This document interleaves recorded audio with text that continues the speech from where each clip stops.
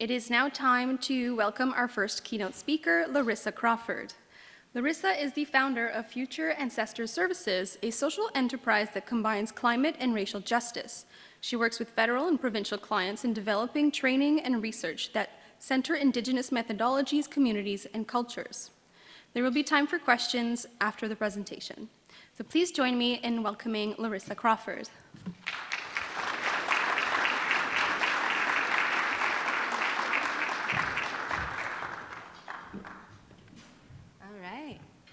Let's see if this comes on. Great. And I'll just wait a second for my slides to come up. Beautiful. Thanse, Larissa Crawford de Chine, Caution, Calgary Nimikan, Pimi, Femi, Penitangweshin, Pi, Jamaica Nimikon. Bonjour, je m'appelle Larissa. J'ai une ascendance métisse de Penitangweshin et une ascendance afro-caribéenne de Jamaïque. Oh no. Hello, good morning everyone. My name is Larissa Crawford. I carry Métis ancestry from Penetangwishene and Afro-Caribbean ancestry from Jamaica. I also carry a slave master named Crawford. My ancestors were stolen during the transatlantic slave trade and brought to Jamaica, where they worked on the Belfield sugar plantation. And that's always really important for me to acknowledge, and I'll talk a little bit about that later. I'm from Calgary, so I know there's quite a few Calgary folk. Hello, welcome. And I pass this ancestry on to my 5-year-old daughter, Zaira.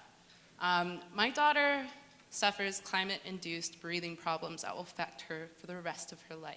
So when I think about this work, when I think about an energy transition, I think about these realities today and how they cannot be the realities for tomorrow. And so I really enjoy the work that I do. Now, I work with Future Ancestors Services. We're a team of vibrant young professionals. Nearly all of us are queer. All of us are Black, Indigenous, or racialized. Nearly all of us are disabled and or neurodivergent. And we've all experienced significant harm working in the energy sector. Significant harm. And so when we came together to form Future Ancestor Services, one of the beginning questions was, what harm have you experienced in your past workplaces, and how do we make sure that we don't duplicate that harm? How do we make sure that we address those systems? And so I'll talk throughout this session about what we do at Future Ancestor Services. But just know we're a fun group of people. We've likely worked with many of you. We just rolled out a second go at the NRCan OERD trainings. We just developed the Green Jobs anti-racism training, and so if you're going to be a part of that with NRCan, you're likely going to go through one of our training sessions. We work with ECCC, which intersects with energy projects a lot, and then we work with Parks Canada and several other federal ministries and private actors internationally and domestically. So that's a bit about us. In terms of what I'm going to be talking about today, I will give you a heads up. It may be uncomfortable to hear what I have to say today. And that's exactly why I'm wearing a very bright dress. Happy, fun. Psychologically, you're going to receive my message differently. And the orange hopefully will help with that. So today I'm going to cover kind of 3 topics. The theme of this summit is think different. But first we need to be aware of the ways that we think now. We need to acknowledge harm before we can pursue pathways forward. So I'm going to talk a little bit about settler worldviews and how that shapes our truths, especially in the energy sector, how that shapes our consequential relationships with Earth, with each other, with history, with the institutions within which we navigate. I'm then going to cover Indigenous worldviews and truths. So we're going to explore a little bit about the ways that we see harm caused and the ways that my ancestors and my community's knowledges are put in a lower place in a knowledge hierarchy and the consequences of that. And then pathways forward, I'm going to leave you with 2 really practical approaches to address the harm that I talk about today. And you're going to be able to download the slides using a QR code at the end of the presentation. So let's start with how do settler worldviews shape our workplaces and outputs?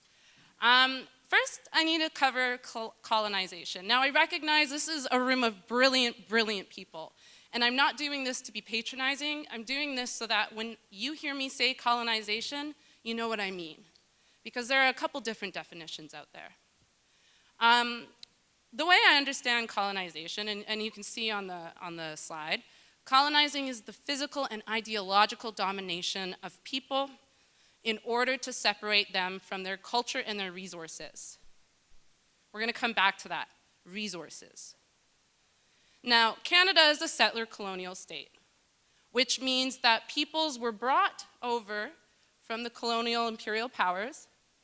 They were brought over and naturalized for the purpose of dominating Indigenous peoples here and imposing legal orders, ideological orders onto the Indigenous people. Now, when we think about colonization, there's typically four characteristics that we're going to see. Political and legal domination over an alien society, that's the foundations of our government. Relations of economics and political dependence. So we had thriving economies, complex economies. We had legal orders. And it was necessary that these were decimated in order to result in economic and political reliance on this alien government. Exploitation between imperial powers and colony. Now, this especially refers to resource extraction. Canada was founded on resource extraction. If we think of the reasons why colonizing nations came to Canada, stayed in Canada, if we think of the transatlantic slave trade, this was all done for the purpose of controlling and extracting resources. So I know that seems pretty obviously relevant for this group here, but it's actually relevant in every part of my work, whether I'm working with medicine, whether I'm working with law, whether I'm working with youth groups and activism. If we want to understand the sources of harm in our institutions, in our spaces, in our minds, we need to acknowledge the reason Canada was founded and created in the first place. And we're going to come back to this. And then racial and cultural inequality. We necessitate a hierarchy of knowledge and cultures in order to ideologically justify settler dominance. Now, I keep on saying settler, and I just want to clarify what I mean when I say settler. And I think it's really useful because I hear a lot of people using it in ways that maybe it wasn't intended. So I'll actually just read this verbatim. Originally, I used a binary wherein settlers were all non-Indigenous peoples. However, that approach is reductive and in some cases actively harmful in my opinion. I specifically refer to settlers as the non-Indigenous peoples living in Canada who form the European-descended socio-political majority, aka white people. Now, I recognize that other people can come here and settle on these lands and be folded into the settler colonial project, that is Canada, but settler colonials, by definition, occupy lands and impose their legal orders on everyone. Immigrants from Somalia, for example, do not do this, so it's not a bright line definition. So if we think of the purpose for why peoples have come to Canada and imposing legal economic orders onto Indigenous peoples here, we can trace our ancestry back to there. I can. I have plenty of French-Canadian blood. When we can trace our ancestry back, we have maybe a bit more of a clarified understanding of settlers. Settlers benefit from the privilege of having their worldviews imposed upon the lands and bodies of everyone living in these lands. As a default then, settlers are the norm, and everyone else, Indigenous or not, must justify their knowledge, their existence, worldviews.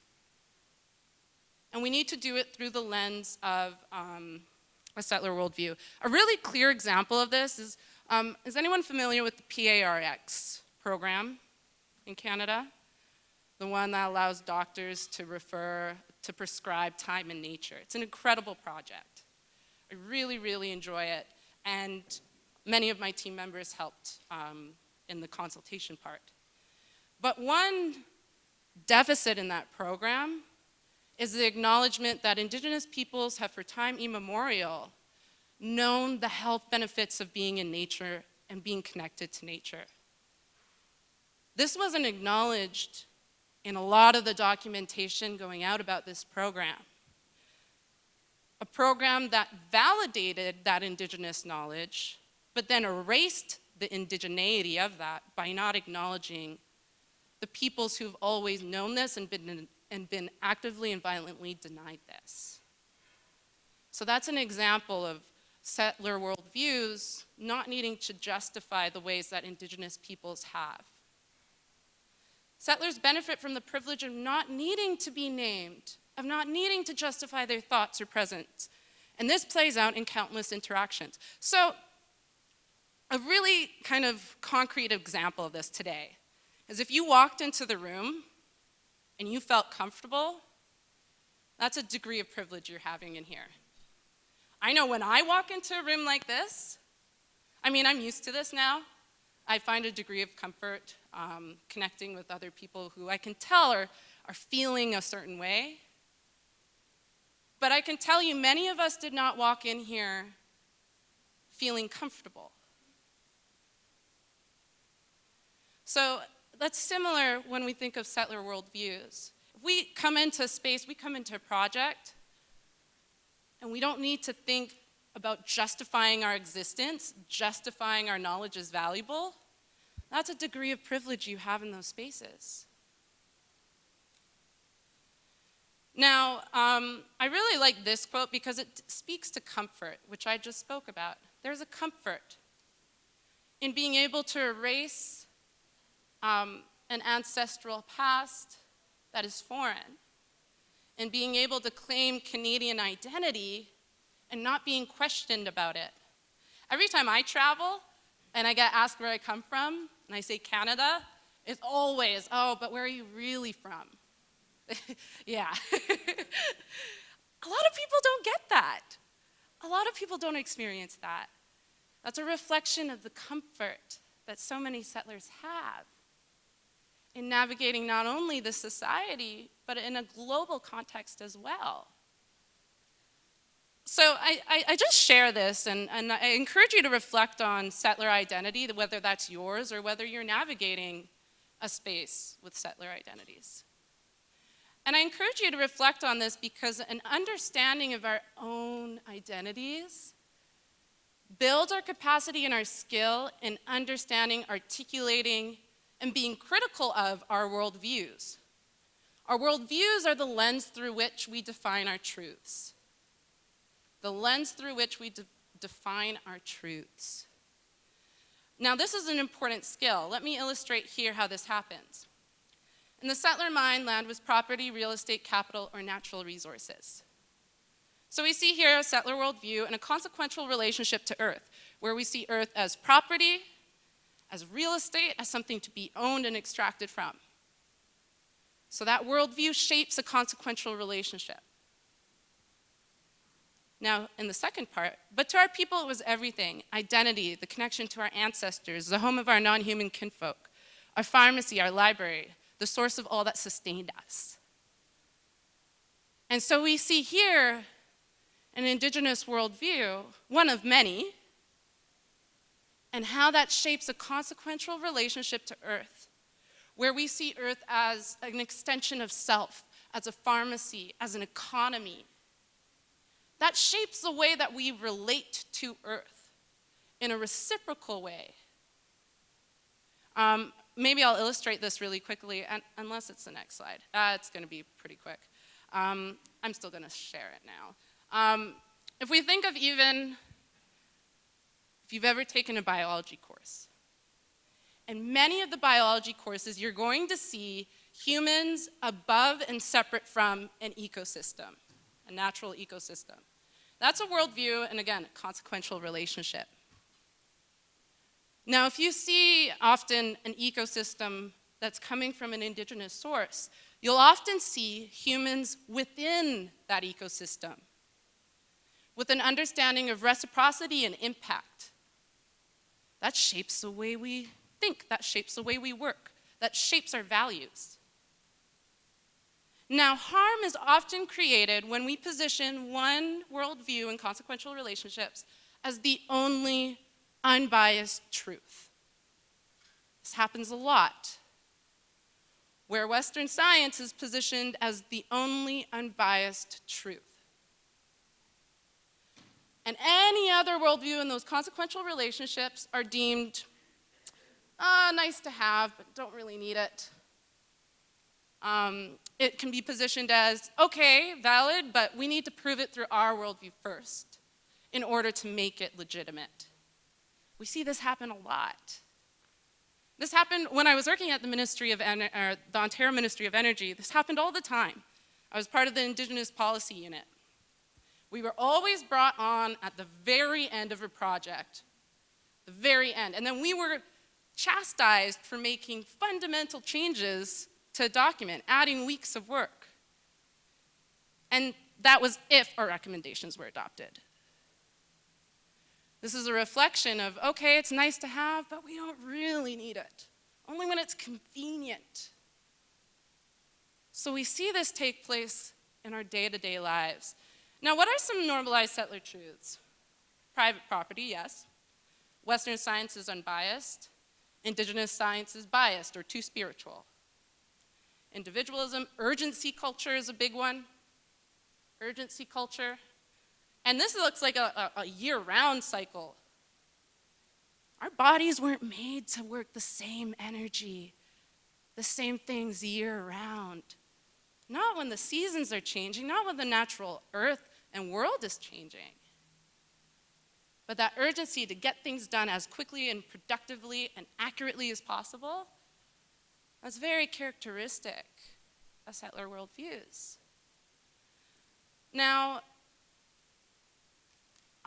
in terms of how this affects our work, I want to just draw attention. When you get the slide deck, you're welcome to read this article. And I wrote this article for the Canadian Science Policy Centre a couple years ago. And it explores exactly how worldviews, in this case land management, were negated, and the ecosystem and the work was hindered and hampered because of it. I interviewed Robin Bradash, who did some incredible work with the Healing Broken Connections project in Yukon.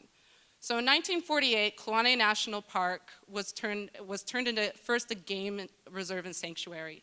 So all the indigenous people were taken from their lands, very violently so, and separated from it, with the understanding that humans need to be separated from the ecosystem in order for it to be wild and preserved.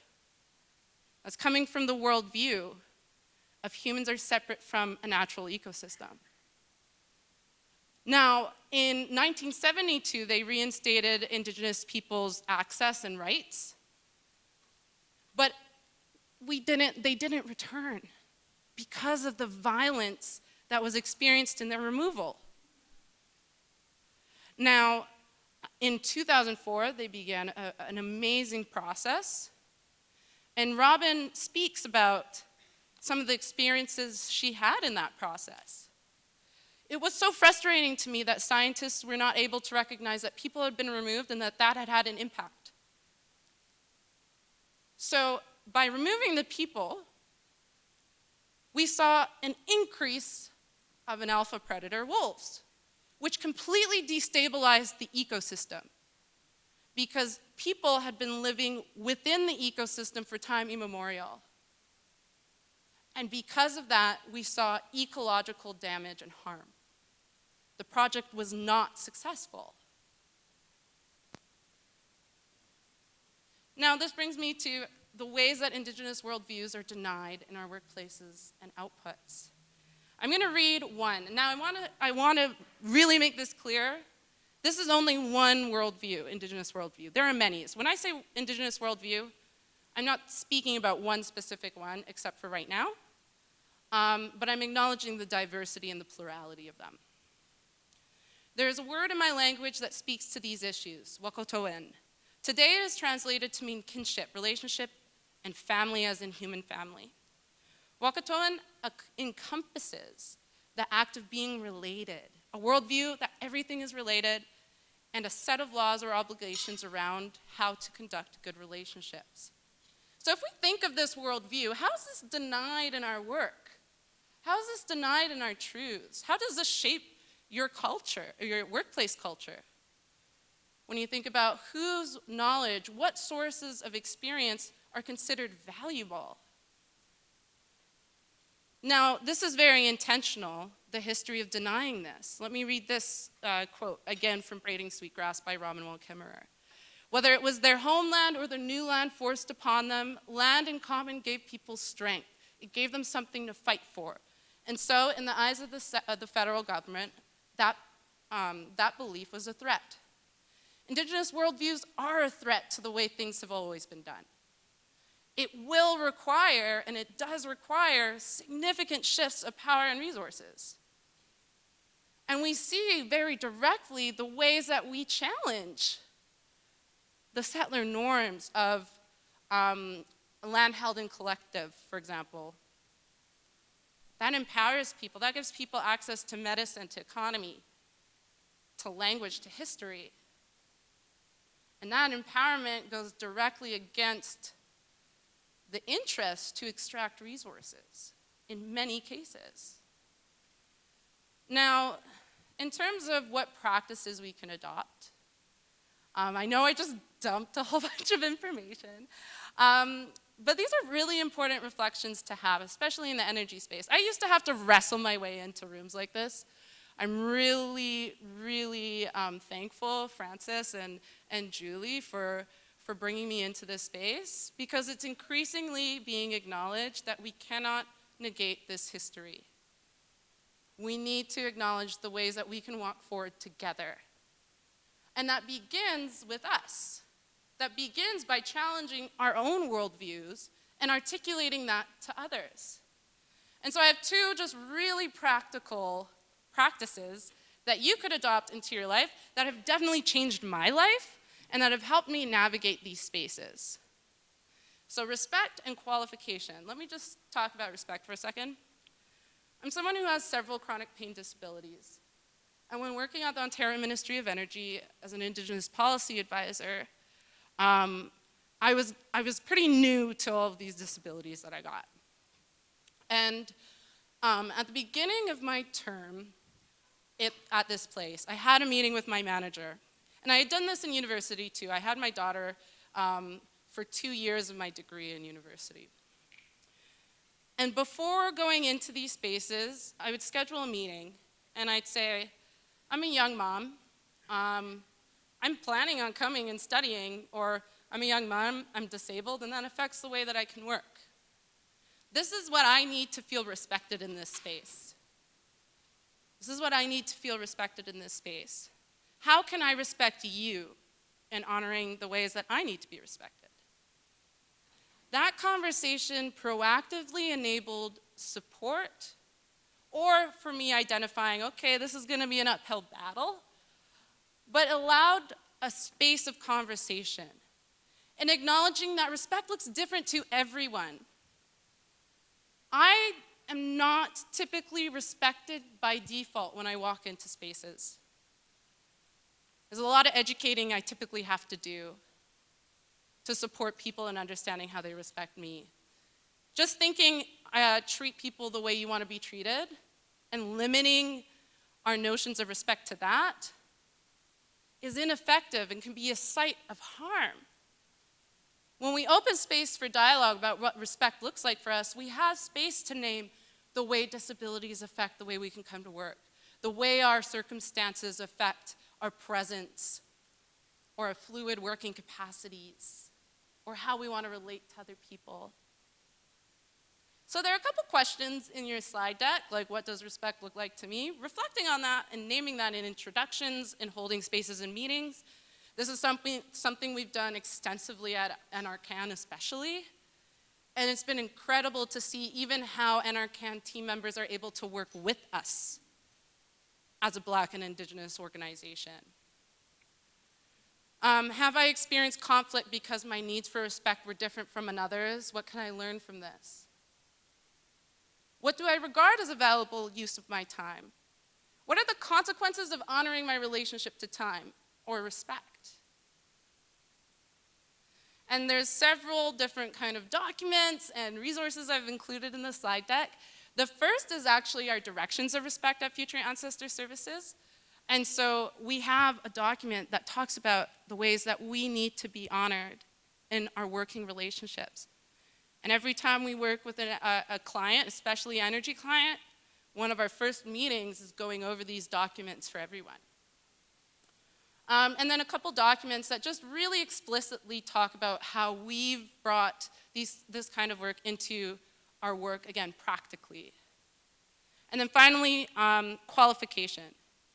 So as I was entering the energy spaces, I regularly saw that my 14 years of experience in Indigenous and anti-racism research was not being considered valuable. There wasn't space to really name it.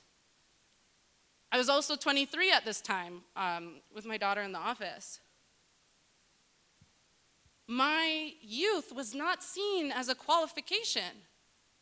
My newness to the field was not seen as valuable, was not seen as a site for innovation.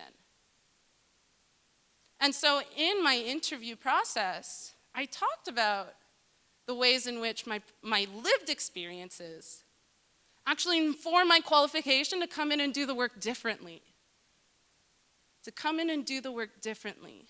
Now, that's not to invalidate 20 plus years professionals in the sector, but that's to say, and people new to the field, people from different sectors carry such valuable qualification and become sites of innovation.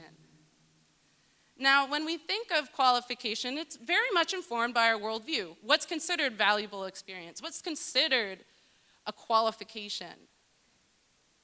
And so really being critical of this for ourselves, our organization, can really address some of the barriers that we see take place and manifest from that hierarchy of worldviews. How does my lived experience contribute to my qualification? What are skills that I have and how are they transferable? How does asserting my value impact others? This is a really big one.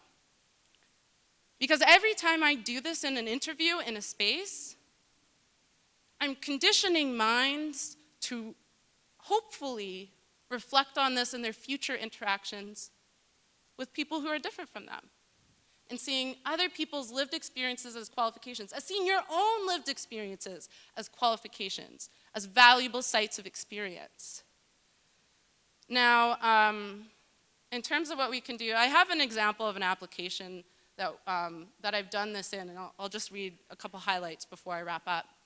In developing and reviewing policies relevant to energy project procurement, duty to consult responsibilities, and environmental assessments, I came to understand how my perspective is not only valued, but needed in public policy. It is in my lived experience as an Indigenous and racialized woman, a survivor of sexual violence and poverty, a descendant of survivors of state-sanctioned genocide, a person living with a chronic pain disability, having lived in both rural and urban settings, and as a young mother, that gives me the genuine capacity to carry out my responsibilities with unique insight and consideration.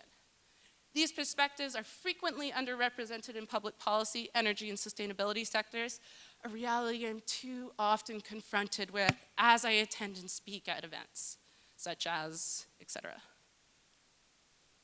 So if you went home and did this for yourself, if you went home, or even today, jotted down a couple notes with how your lived experience informs the way that you work, and we all have valuable lived experience, and you hold space for others to speak about this as well, you're going to see, again, just a site of innovation that just opens up, where we can start addressing not only our work outputs, but the changes that need to happen with how we relate to one another and how we achieve our work outputs. So, I'm done. We began with settler worldviews and truths. I gave a high-level kind of just shared understanding of colonialism, settler identities and worldviews, and how that might shape our present realities in ways that maybe you don't see immediately. And then we talked about indigenous worldviews and truths, and just in some of the ways that we're denied, the consequences of that, and why. And then I discovered a relationship to respect and a relationship to qualification.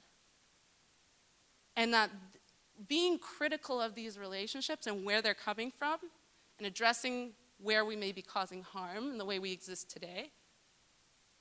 And hopefully, this is something that you can adopt today, tomorrow. You don't need to wait for a policy to implement these things.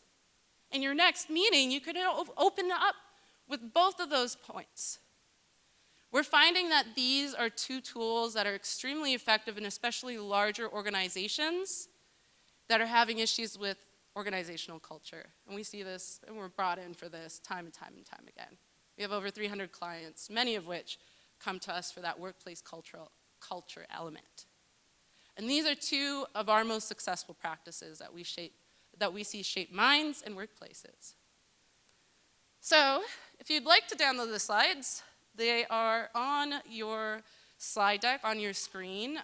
You can QR code it, but then also I'll ask that the organizers send out the PDF copy as well in the emails.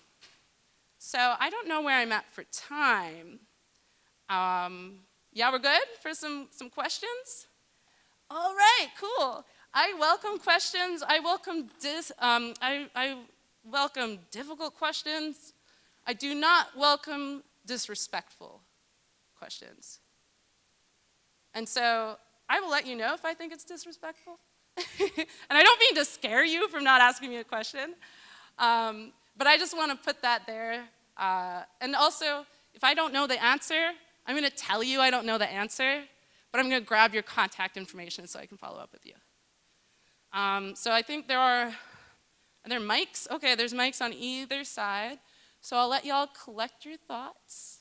And if you have any questions for me, or if you would like to share some of your brilliance and experience, I invite you to do so now. And I know it can be, do we have a question? Yes, Mike, right at the front, right here.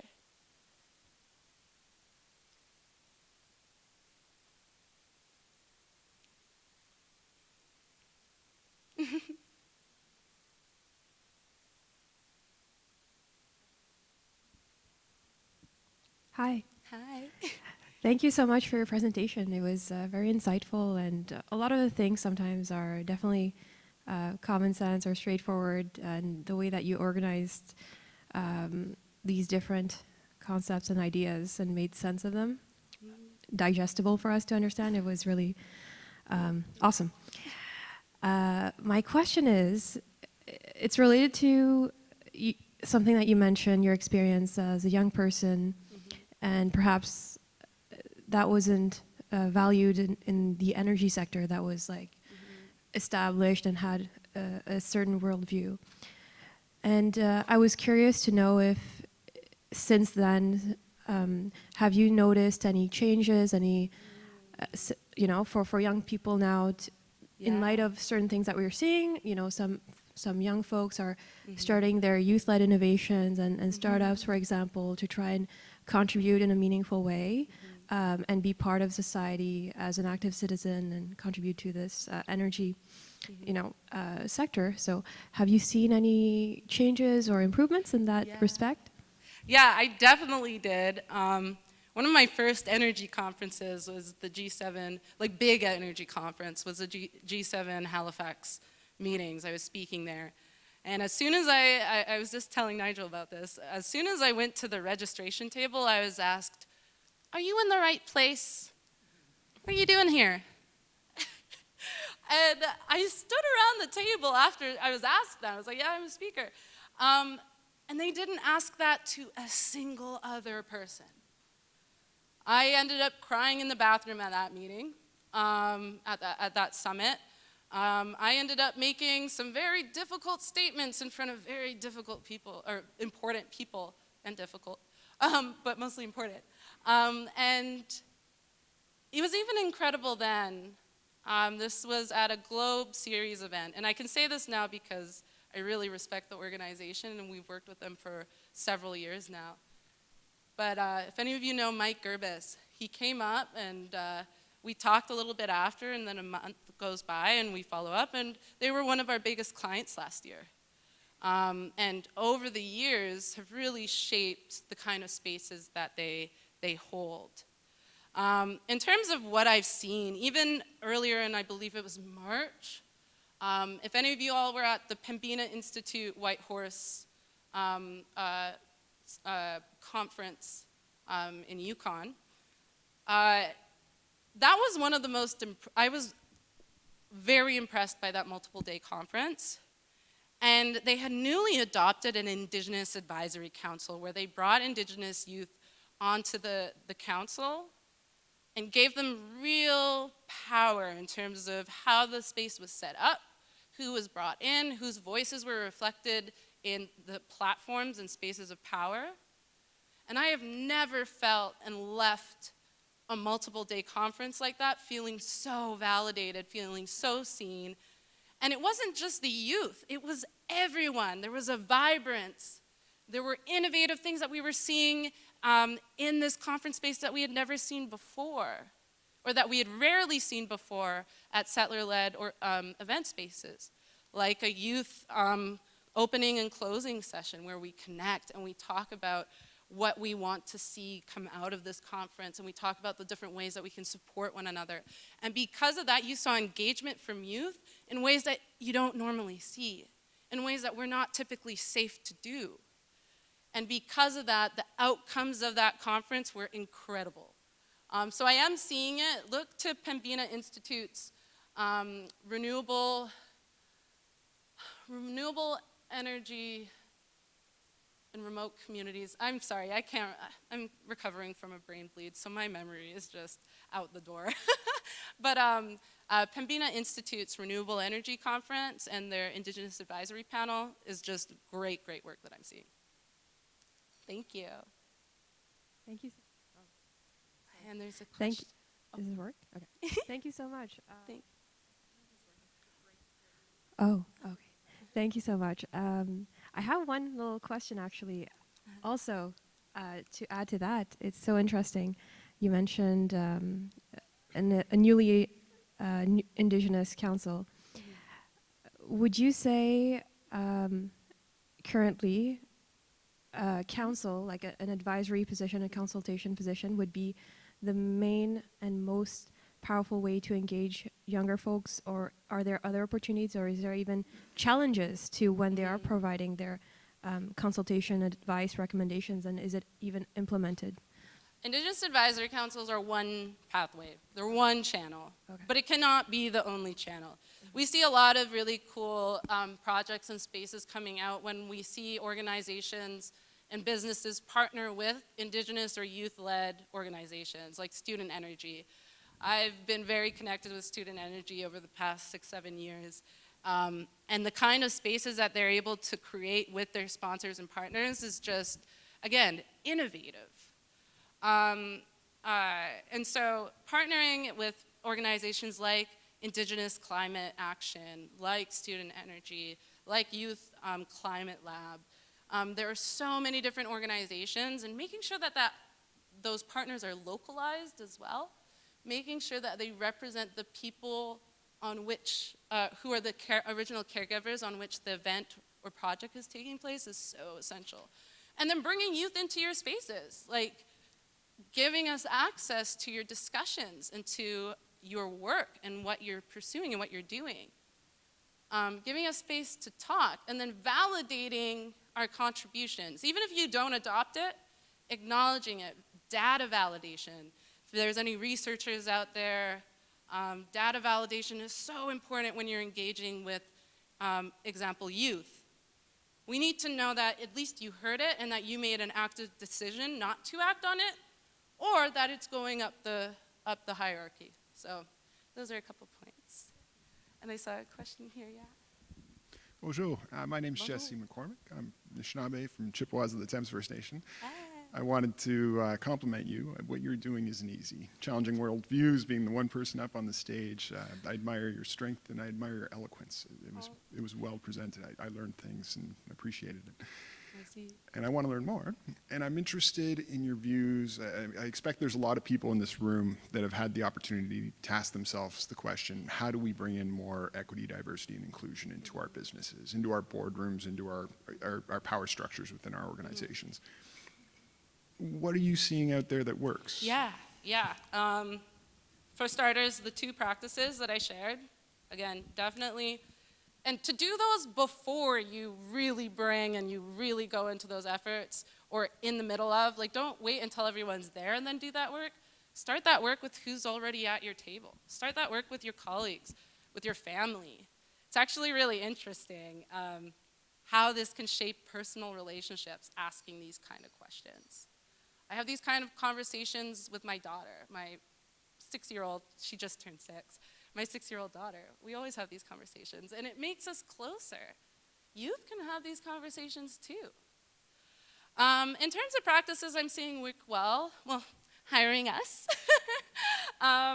that's going well, and preparing yourselves for that work, because this is hard work to talk about this kind of stuff, and this is what I do every single day. So I've been beaten down and then like kind of built back up. Not everyone is completely receptive to what I say or what we present, and that's okay. Conflict is a natural state of being. It's ridiculous not to think that we're not going to have conflict and tension. Looking at the conflict resolution policy and practices is another really key site of potential harm or potential innovation and success. So before, again, or now, really being critical of that conflict resolution policy and process, because that's what ended up edging me out of of being an employee. It was because I experienced so much harm from my managers, from HR, and there was no comprehensible way to address the conflict and the racist and ageist and ableist harm I was experiencing. So they could not retain me. And that's what we're seeing at a lot of places, is difficulty retaining not only youth, but just people in general. There is a raising standard of expectation of work-life quality. And so bringing how you work into the conversation just as much as your work outputs, and coming and approaching this work with that mindset is, the clients who do that are the ones that we're seeing the most success with, is where they're really acknowledging the importance of relationships within and outside of the organization. So yeah, and I mean, you have more information regarding our training, and again, if you're receiving Green Job funding, you're probably going to go through one of our trainings, or someone on your team is probably going to go through one of our trainings, and so you can get a taste of kind of what we do on the more holistic organizational change work. But thank you so much for your question. And I think we're good for time. Thank you, everybody. This was truly a gift.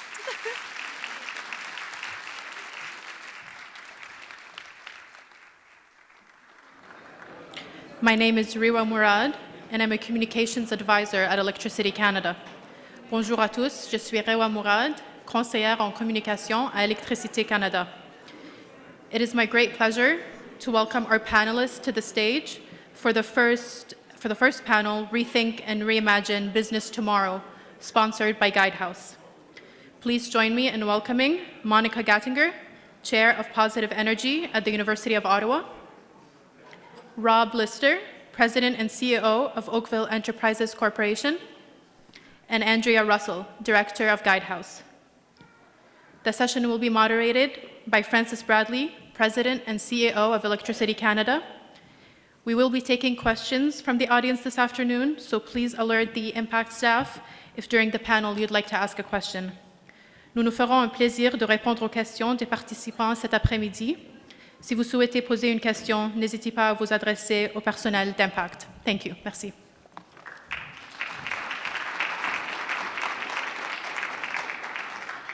All right, thank you very much. Me again. Here we go. Delighted to be joined on this panel by colleagues for this opportunity to talk a little bit about what the business may look like, the business of electricity may look like in the future.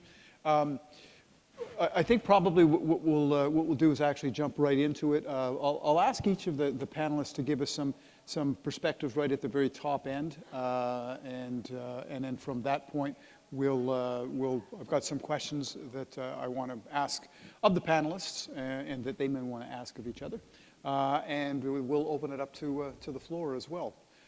So without further ado, you got information in the brochure, the program on the background of the speakers.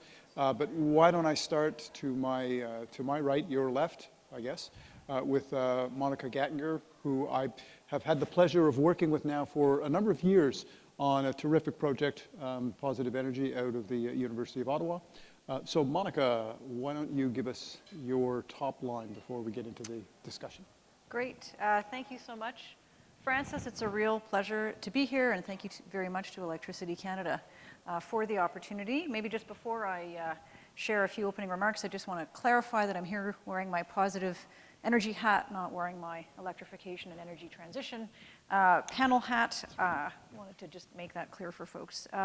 So I'm gonna, so Francis, you started talking about kind of the business context, and I'm actually going to talk about policy. So maybe you'll run me off the stage, but I think it's really important to spend a little bit of time on that policy context up front. So I've been a student of energy policy for, it pains me to say, almost 30 years now, and I think what's striking to me is the kind of evolution that we've seen over the last number of years. So the earlier part of my career was spent studying governments getting out of the energy policy space, right? Trade liberalization, electricity sector restructuring, deregulation, on, and doing a lot of, leaving decision-making and sort of the technical work to regulatory agencies. And now, as we know, due to climate policy, governments are really getting back in to the energy space, and they're getting back in quite substantially. And so I'm often thinking about this as sort of from hidden hand to heavy hand in the energy sector if you're a policymaker. So why am I raising this? Well, I think it's got a number of important implications for business, both today and tomorrow and into the future. I think the first relates to policy capacity. So governments haven't really flexed that policy muscle for quite some time, and they're trying to wrap their arms around a lot. As we know, the pace and scale of change that's being envisaged is mind-boggling. I think there's a lot of room for excitement. There's a lot of room for new ways of doing things, for innovation, for rethinking traditional ways of doing things. But I think there's a lot of room for missteps as well, and I think that's something that concerns me. I think the other thing I want to just point to in terms of implications and what's important for us to bear in mind on this panel is that the policy muscle that's being developed predominantly is the climate policy muscle, right? So it's about emissions reductions. And so I think just super quickly, my son, he's 14 years old, he's now getting into like weightlifting. You have no idea what I've had to buy for the home gym. Anyway, but of course it's like biceps, biceps, biceps. I'm like, okay, yeah, that's a great muscle to develop, but there are other muscles too that are going to need to be worked. And to my mind, that's kind of a metaphor that's maybe useful for us to bear in mind. So yes, we need that climate policy muscle, but we also have other crucial energy policy muscles that need to be built and capacity developed as well. So market imperatives, ensuring we've got energy markets that are functional, competitive, and the like. Environmental imperatives beyond climate, land use, air, water. Security imperatives, right? Reliability, affordability, resilience. And then ensuring we do all of this in a way that secures social acceptance, which is something that we spend a lot of our time on at Positive Energy. So I just want to raise that because I think it's kind of backdrop for this business discussion and something that collectively in this room we're going to really need to find a way to chart a path forward that builds and flexes all of those muscles. Okay, great. All right. So muscles and developing some muscles while others may be atrophying. So thank you. Okay. Andrea, over to you for some opening comments. Thanks, Francis, and thank you for having me here today. Is the mic on? Sounds okay. It is. And thank you guys for being here with us instead of watching the World Cup game. I'm expecting updates based on reactions from faces. And if you guys want, I also teach fitness classes on the side. So for flexing muscles later, I'll put you guys to work. Just a little bit about myself and about Guidehouse. I'm Andrea Rosella, director with Guidehouse, and I lead our Canadian Power and Utilities team. And at Guidehouse, we help our clients focus on addressing complex issues. In the energy sustainability and infrastructure team, we are helping address primarily issues associated with the energy transition. And when I think about it, that's really the most complex issue that we've faced as humanity. But it also, and related to the panel, it presents the biggest opportunity from an economic perspective if we get it right. It's going to cost a lot of money, but there's a lot of opportunity for us to develop new business models and economic growth in the country if we're addressing the challenge correctly. At Guidehouse, we bring a rare combination of energy or industry-specific understanding, as well as the kind of traditional business transformation capabilities, and that gives us a rare perspective. And Monica mentioned that she's coming at it from a policy perspective, and Rob is going to share perspectives from a distribution utility point of view. We actually work with companies across the entire energy value chain, and I think that's really valuable when we start to have the conversation about energy transition and the challenges that we need to address. One of the things that we're finding across all of our clients is that expectations are real now around reducing and reporting on the reduction in GHG emissions. And in order to do that, you need actual action. And as Monica was mentioning, there's been a lot of change in the industry. I've been here active in the sector for about 15 years, and when I started, everything that I did was referred to as emerging technologies or emerging trends. Mm-hmm. And now it's the day-to-day actions, and we actually are helping utilities transform their businesses to address those emerging technologies which are real. So it's very exciting. When we think about the energy transition, I think it's critical to note that the energy sector underpins the entire economy. So it's going to be critical that we get it right in the energy sector if the energy transition is going to go smoothly. And what does that mean for utilities? Monica touched on a number of the key points that we need to keep in mind. We have to address all of the traditional mandates, which is affordability, reliability, and safety, while layering in all of the new challenges that we're addressing. So sustainability or decarbonization, flexibility, and resiliency. And it's a huge challenge for us all. And I think one of the key things that we're finding in the sector is that if you're going to be successful in making that transition, there's a massive amount of collaboration that's needed. And when we think about business models, I think we have to think about breaking down the silos between the different parts of the energy value chain so that we can find out how we can get there at the lowest cost. I think the reality is that we can all agree that all solutions are going to be required. It's an all hands on deck challenge that we're addressing. And so we need to be mindful of that as we start to talk about winners and losers. Of course, you don't want to take missteps, as Monica mentioned, and I think we'll keep that in mind, but really want to see a lot of collaboration. We'll discuss that further in the panel. Yeah, that's it that I wanted to cover. So off to you, Rob, to share your perspectives as well, or Francis, back to you. Yep, great. All solutions, all of the above is exactly what we've been saying for quite some time now. Rob, over to you from a perspective of somebody who's on the ground running a company. Thank you, Francis. You're going to basically be delivering the clean energy future yourself. Yeah. You'll get us to 2050. Okay. Yeah. Well, I was going to tell somebody yesterday that an old adage is that the difficult takes time, the impossible just a little bit longer. So I think that's what we're up against. Yeah. So yes, my name is Rob Lister. I'm President CEO of OEC, and I'm just going to give a little bit of background on what OEC is. We're an energy and infrastructure services company. We have 2,500 employees across Canada through 15 operating companies. We're owned by the town of Oakville and Enbridge. And we're in the space of infrastructure, renewable generation, electricity, telecommunications, and gas distribution services. And some of the people here today are our customers. The services that we do, underground locates and damage prevention, engineering for electricity, gas, and telecom, distribution, electrical distribution construction, generation and geo-exchange, and electrical distribution in the town of Oakville, which is Oakville Hydro, which many years ago was the foundation for OEC, and so we're also an electrical distributor, so it's one of our organizations. So I provide this background, part three, what OEC is all about, but just to give you the context in terms of the lens that I look through, with my current lens when we're having this discussion today. So the electricity sector has been challenged for a very, very long time. From its inception, the War of Currents, which goes back to 1870. Electricity's only been around for 140 years. So some of you would have had grandparents or certainly great-grandparents that lived without electricity. So it's a relatively new thing that we have in society. So Thomas Edison championed direct current with the incandescent light bulb, and George Westinghouse championed AC power and the arc lighting. And there was a fierce conflict that went on, competition for about 10 years at that time. But by about 1900, a little bit before 1900, AC power, with its ability to transform voltages and transmit electricity, was the dominant electricity.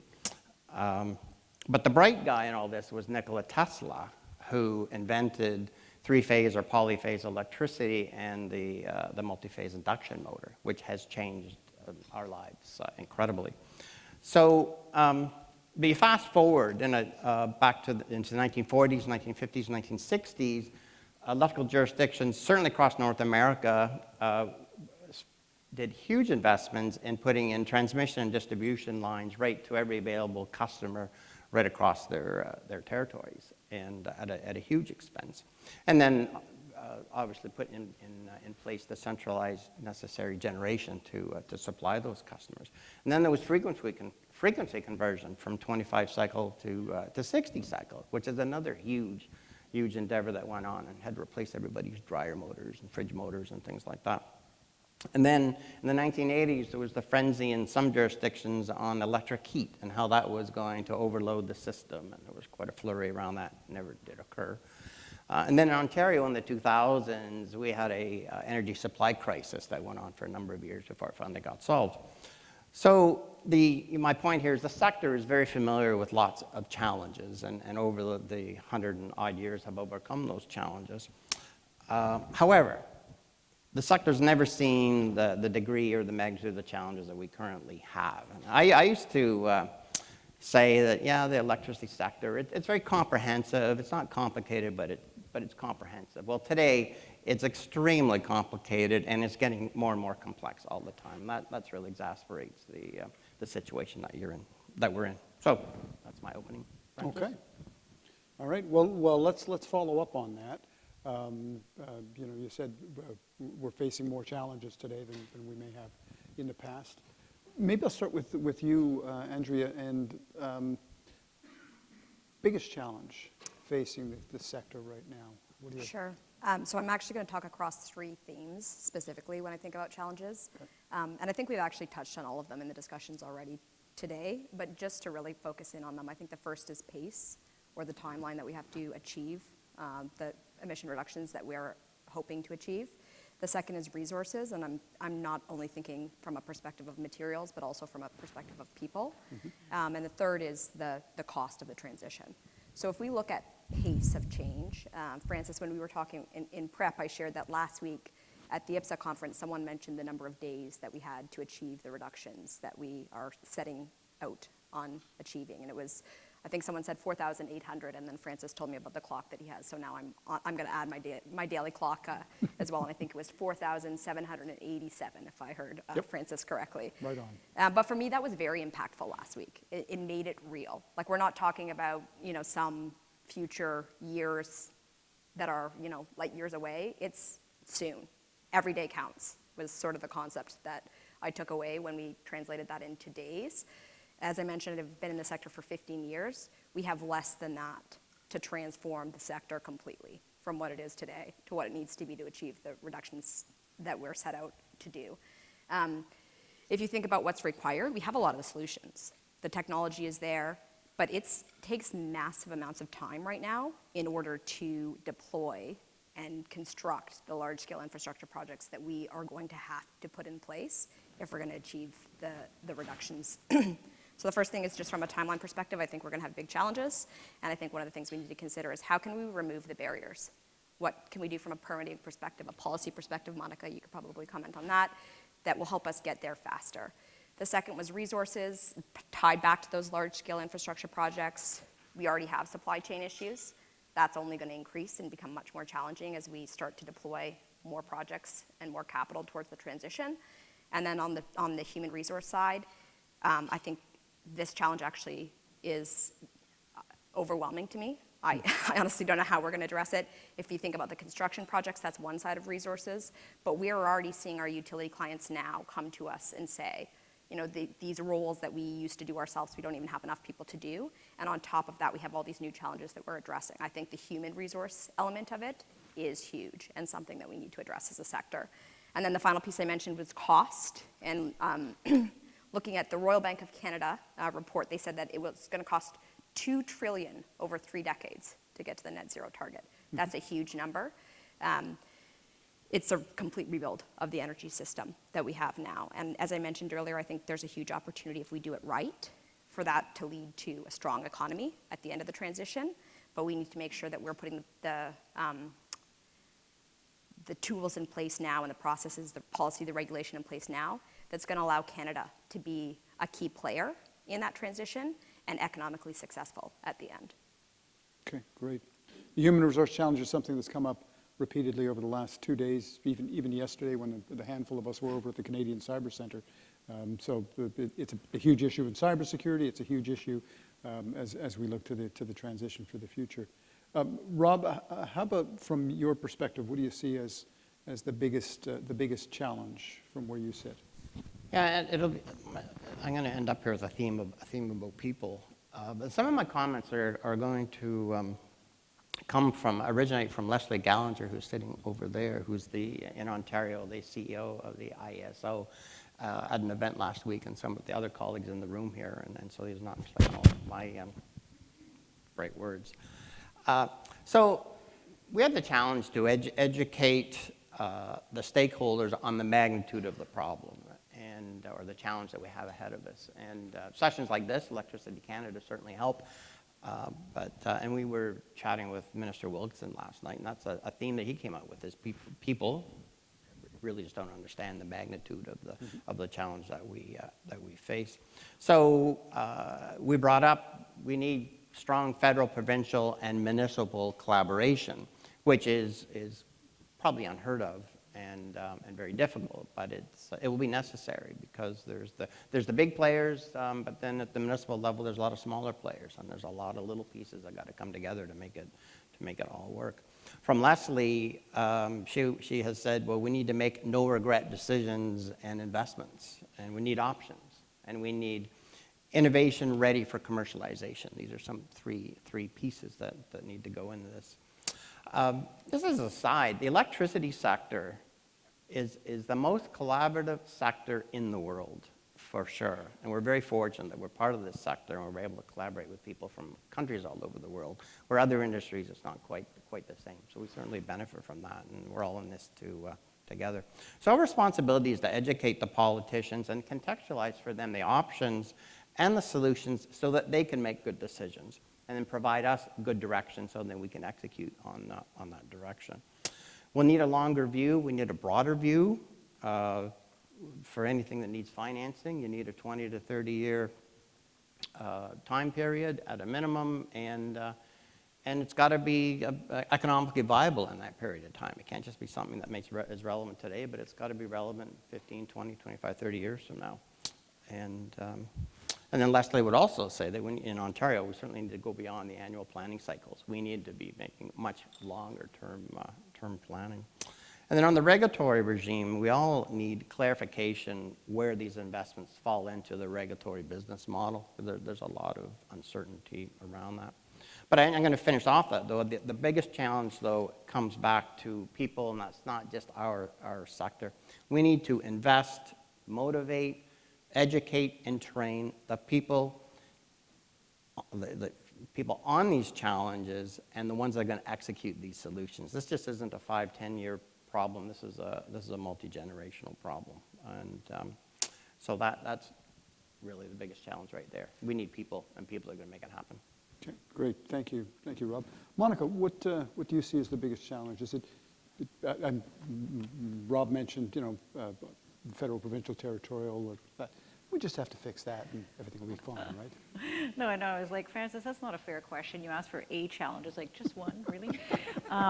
No, I think one of the things, though, I'm struck by, kind of how, in a way, one could listen to this panel so far and say, holy cow, this is like Debbie Downer kind of a discussion. I think one thing I would want to start with before getting to a challenge is people want this. Right? Yeah. People Yeah. want, there's a greater degree of alignment than I have ever seen Right. around emissions reductions and the desire for climate ambition, climate action, whether it's in industry, civil society, indigenous communities. I mean, take your pick. So I think we always need to bear that in mind. There's definitely a will there, and then it's sort of what are some of the key obstacles that we're all going to need to work collaboratively to overcome. So now we'll get into the challenge. To my mind, one of the biggest that I kind of lose sleep over is electrification. I mean, it's a huge opportunity for Canada for all the reasons that everybody in this room knows. But I think it's also one where if we don't get it right in terms of not only reducing emissions, but also affordability, reliability, we could see the climate policy agenda completely derailed as a result of strong pushback from customers, whether those are individual Canadians, businesses, industries. And I think that's very concerning. That's very concerning to me. To date in Canada, a lot of our debates, such as they are, around issues of energy, of climate, have tended to have a fault line around oil and gas. There tended to be regional fault lines. They've tended to be kind of upstream debates and discussions carried on by, sort of folks like this in this room. But I think electrification is really going to bring what energy transition means down to the community level, down to the individual level, and if it's not done in a way that solves, uses all of those muscles, I'll put it that way again, I think we could really see some very challenging politics emerge in the country, and unfortunately, that could really take us backwards in terms of climate action. So I think it's up to us to avoid that outcome. Right. Okay. So let's not be a total downer here. I'll start with you, Rob. What are the things, or if there's something very specific that we're doing as a sector that is working? What can we leverage? It can't all be bad news, or can it? I think it's good news in terms of where we are. And I'm going to talk about process here. Our approach is right. The priority is being elevated. It's being talked about at all levels of government. It's being talked about in society. The stakeholders are being engaged. We're doing the planning. We're doing the collaboration. We're learning. There's an awful lot of advocacy going on. The brightest minds are developing solutions, and the leaders are engaged, and they're front and center. And technology and innovation are being integrated for promising technical solutions in the gas and electricity convergence. You're seeing the technical integration of gas and electricity, which has been a long time in coming, but extremely technically feasible.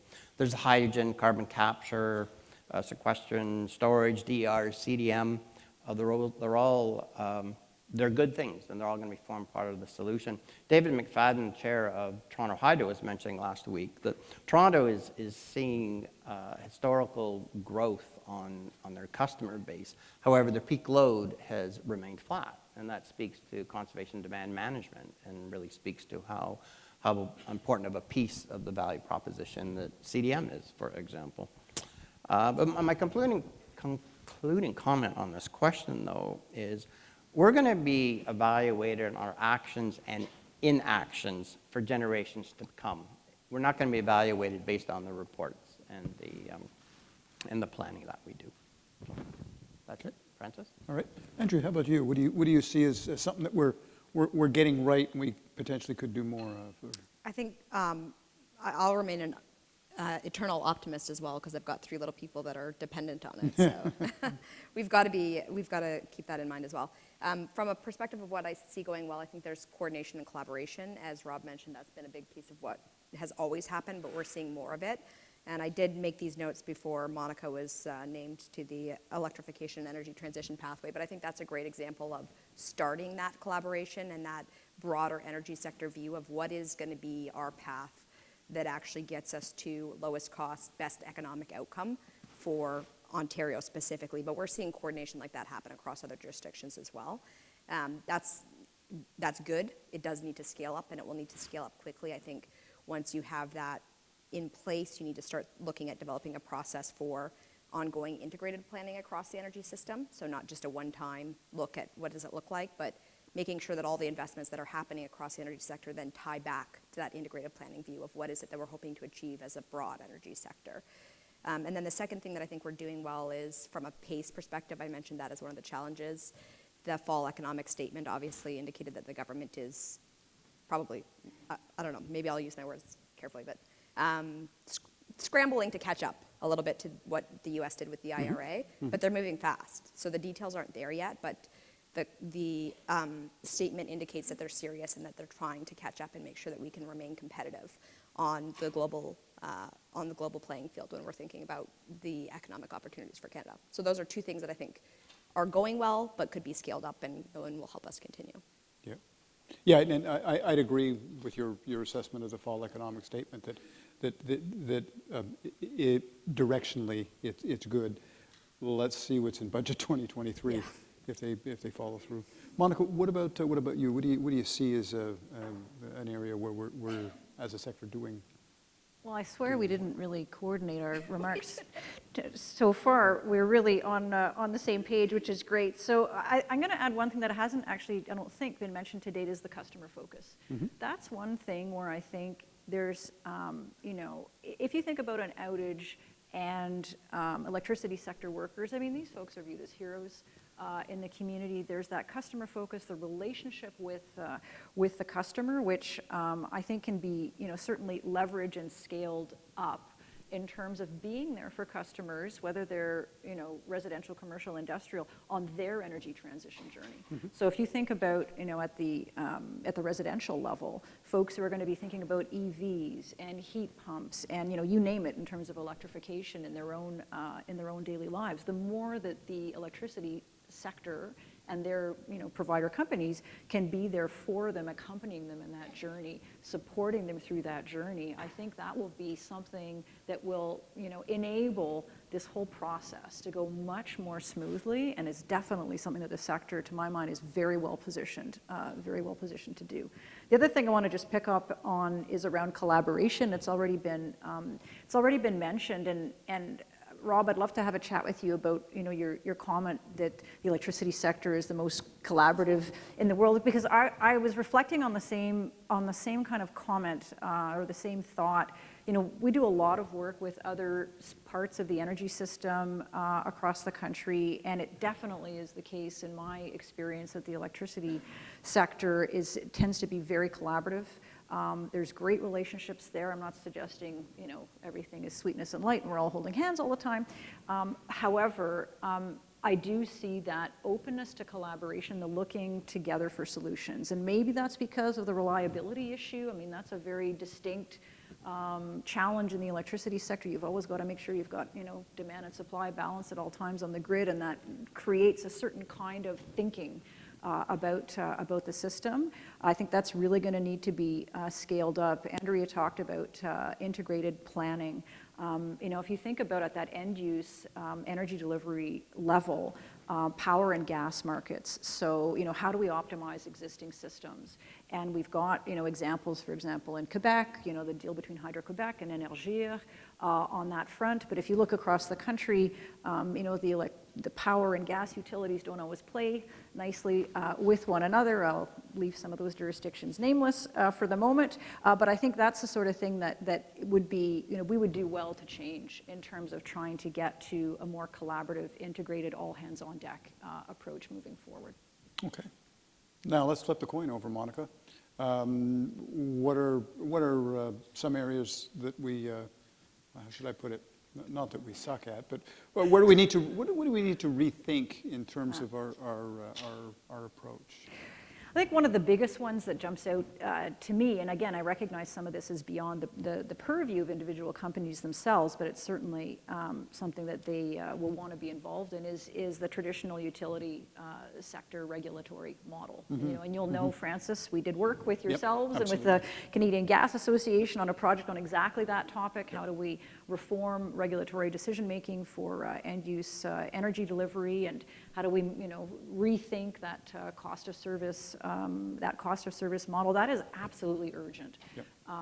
You know, we need to make sure that we've got regulatory frameworks in place that are incentivizing emissions reductions, that are recognizing emissions reductions. One of the things, back to the theme of collaboration, one of the things that we called for in that study that we worked on with yourselves and the CGA was the creation of a task force to bring together all of the players that will need to be working constructively together to identify what are some of the ways that we need to reform utility regulation, recognizing that, you know, it's going to differ across the country, but there are learnings that we can share across the country, a lot of opportunity for mutual learning, but making sure we bring together, you know, the policymakers, regulators at the federal level, at the provincial level, with industry sector players, with Indigenous players, to identify, you know, what are some of the ways in which we're going to need to reform.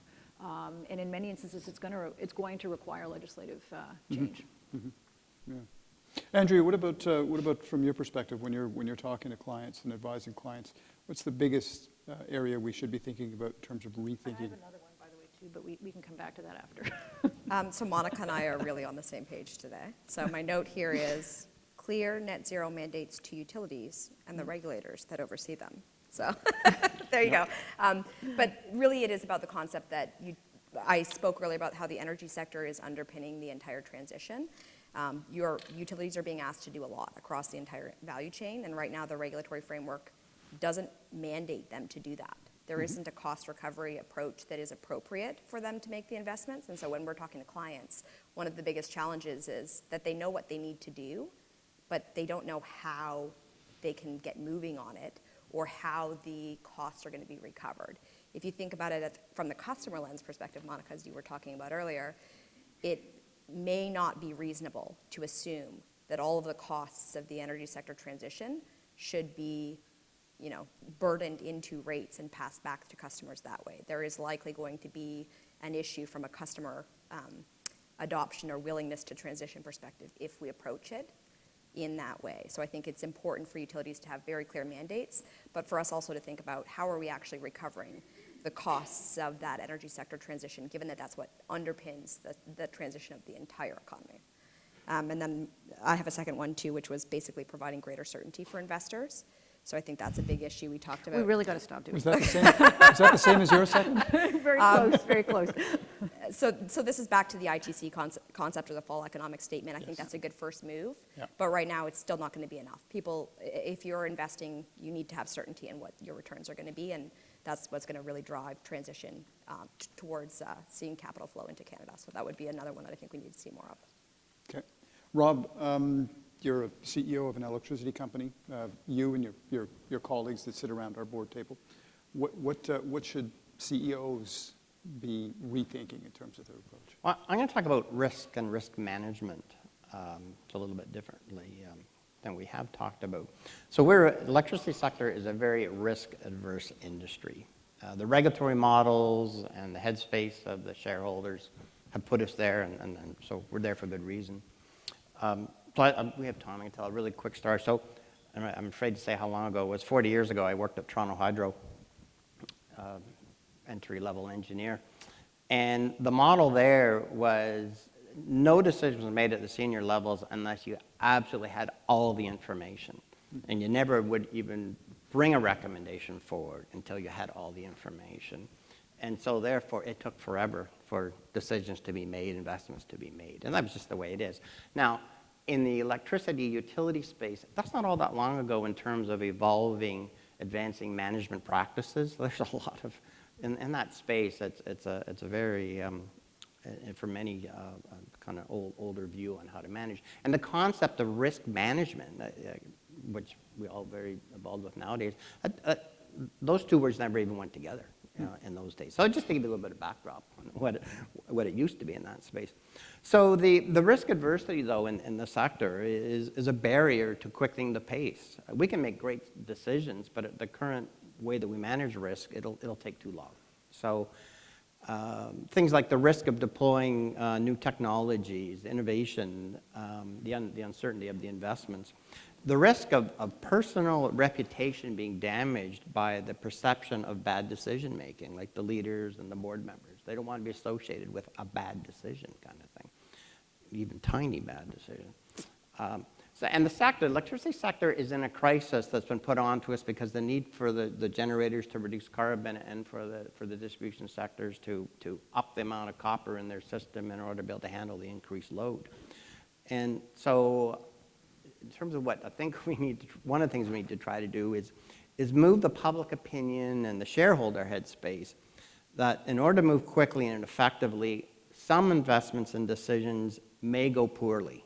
But that's going to be offset by those that really go well, that really propel us toward our goal. So we need to look at sort of the net effect rather than everything that we do is got to be buttoned down and mitigated risk. Okay. So I'm getting the signal from staff that I'm going long, but I mean, I could have kept asking questions all afternoon. I often do. But I did want to give an opportunity if there are maybe one or two quick questions from the audience before I ask a quick wrap question. And right over there. Thank you. Hi, I'm Matt Rorty. I work for a small publicly owned utility in New Brunswick, NB Power. And a couple of things. Andrea, you mentioned earlier about, you're talking about the pace of change that we need to achieve. And you also touched on the Royal Bank cost estimate involved. One of the things we're seeing at my level anyway, is that a lot of our younger staff, the people with the talent and the vigor to drive that change, they're getting frustrated with the pace. And they're losing some of that vigor. And in some cases, they're voting with their feet and they're moving on. That has a compounding effect with our ability to drive anything. The background of that is the biggest restricting factor is the financial side. Change costs money. And we're working hard to find ways to finance that. But in our small province, our shareholders are the people of New Brunswick, as represented by the provincial government. And all of our rate increase, for example, and we're applying for one now, goes through a rigorous review program. Excuse me, a rigorous review process. What we're finding is, as you mentioned earlier, the Canadian people are aligned to the change. Everybody, if you ask them, do we need to get off fossil fuels? Do we need to get to net zero? People will almost unanimously agree to that. But when it comes to the rates, and ultimately, in our case, that change is going to be financed either through rates or through taxation because we're publicly owned. So the ratepayer will be paying one way or the other. That's when the perspective changes. And I can understand that because in a small province like ours, there are people who, if they pay $50 a month more on electricity, that's $50 less they have to put fuel in the car, feed the children, provide activities for the children, that kind of thing. So my question, and forgive me for going along, is what do we need to do and how can we align the general public in Canada, I think as a whole, to the fact that this change is going to cost us. We're all going to feel it, and it's worth it. Okay. So. Not a tough one, huh? No, real easy. Yeah, I think there's like a bunch of stuff that kind of was layered in there that I think you can address. Part of it is back to what my original comment was, is that this is the biggest challenge we have as society, but it's also the biggest opportunity. And so I think we don't talk enough about that. How do we make sure that we're doing the transition in a way that allows us to be prosperous on the other side? Because ultimately, if we want the generations that follow us to get on board, they need to see what the economic opportunity is for them. Or as you noted, they're going to not be invested in actually making the transition. I think that's a piece of it. And then I think a part of what we need to be aware of as a sector and Larissa spoke about this morning, is that there's a massive cultural change that's required between how we have operated historically and how we are going to have to operate moving forward, that is going to change the pace that we operate at. Utilities were able to operate in a way that allowed them to basically look historically and forecast forward, go to the regulator, go through this lengthy process because the pace of change wasn't required. That isn't going to be palatable anymore. So from my perspective, that cultural shift across the entire energy sector is going to be critical, as well as finding a way to communicate to the public that, yes, it's going to cost a lot, but we're looking at pathways to be prosperous on the other side. Okay, we're at the end of the panel from a timing standpoint. A final word, and the final word I'm looking for is specifically on, everybody has an out-of-the-box idea of doing something differently. So with respect to the energy transition, what is your one out-of-the-box idea? So short snappers. Monica, why don't we start with you? So I think, we know we're going to need a quantity of new energy infrastructure that is just jaw-dropping, and yet we also know that energy project decision-making processes often are time-consuming. I'll just put it that way. So I know you've got an entire panel around your relationships with Indigenous communities after this, but my one out of the box would be, if you've got a project that has a proponent coming together with an Indigenous community, if there's that support there, that there should be some mechanism in our regulatory frameworks to foster a more rapid decision-making, process. Awesome. Okay. Andrea, what's your out of the box? I asked my colleagues what we could come up with that was out of the box, and we decided maybe we were more in the box. I think the reality is we have all the solutions already in hand. It's just about how we, rethink the business models or the approach that we're taking to implement them. So for me, it's about that cultural shift, about the business model shift, and making sure that we get it right so that everyone's on board with the transition. Okay. And then Rob, anything out of the box from you? Well, mine's a little off the wall, and it's not too far off what Monica was saying. So again, it's around risk management and our many, not all organizations by any stretch, but some of the smaller ones or the less sophisticated ones, the ability to make decisions and move forward and the risk associated with it. And so I was suggesting that there would be a government endorsed agency or entity put together of very smart people that understand the issues, understand the technical and the final aspects, and they'd be available to asset owners or investors to help, to give them a comfort level that whatever decision that they need to make gets validated by like a third government endorsed agency. And rather, like, these are companies that can't afford to have to be paid for by the government. Can't afford to hire the consultants to provide that level of comfort, but if we're really serious about trying to move forward. So I call it the comfort committee to help organizations move forward and reduce the risk. Okay. Join me in thanking a very, very insightful panel. Thank you very much, panel. Appreciate it.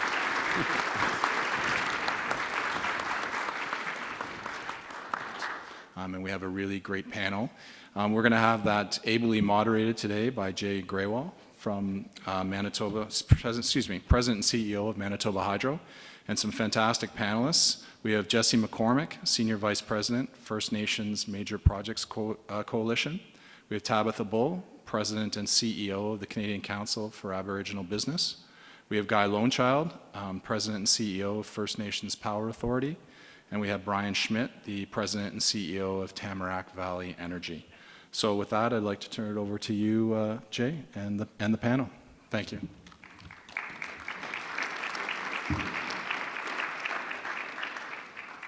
Great. We'll just get the panel members up here, and if everybody could take a seat.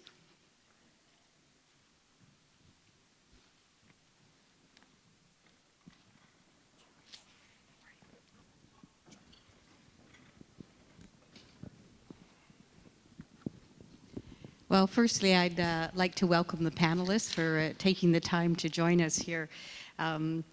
This is going to be a very, very interesting discussion, and it's a very timely discussion for us. And it's timely for two reasons, particularly for those of us in the electricity sector. We have some really aggressive targets we have to achieve relative to net zero by 2035. And it is not something we can do alone, and we have to do it with our Indigenous partners. And we all have a role to play, as was pointed out earlier. So some of the things that we're going to talk about is this is an opportunity for us to learn in terms of what's been done to date that's worked well, where has it been successful in our collaboration, in our relationships. But secondly, and probably most importantly, is where are the opportunities to collectively do something different so we can achieve that net zero, so that we can honor reconciliation and reframe the models and the relationships going forward from today. And I just want to clarify, when we speak Indigenous, we are talking about the First Nations, the Métis, and the Inuit. So with that, we've got an hour. I am sure we're going to run out of time, but if we do have an opportunity for questions at the end, we'll be happy to do that. The reason why Manitoba Hydro was asked to be I was asked to actually facilitate the conversation with this panel is Manitoba Hydro is a utility. We're natural gas and hydro based, where we have long-term relationships with our key partners, because 80%, we're 98% hydro-based on the electricity side, and 80% of the energy, the power we generate from our dams is from the north. And we work closely there with our key-ass partners. And I'm very pleased to be able to say that we were the first utility in Canada that actually formed an equity partnership with our First Nations partners. And the first one was Wisquatam in 2006. And we've actually revisited and amended that agreement as we evolve the relationship. And the second one is related to the Kias generating station, which is about 700 megawatts. That agreement was signed in 2009, and the project is in the final stages of completion. But enough about us and Manitoba Hydro. I know briefly the panelists were introduced. So Tabitha is the president and CEO of the Canadian Council for Aboriginal Business. Tabitha is an Anishinaabe and a proud member of the Nipissing First Nation. She also is an electrical engineer by training, and in her current role is committed to building a prosperous Indigenous economy for the benefit of all Canada. Jess McCormick is the Senior Vice President of Research, Innovation, and Legal Affairs, and for the First Nations Major Project Coalition.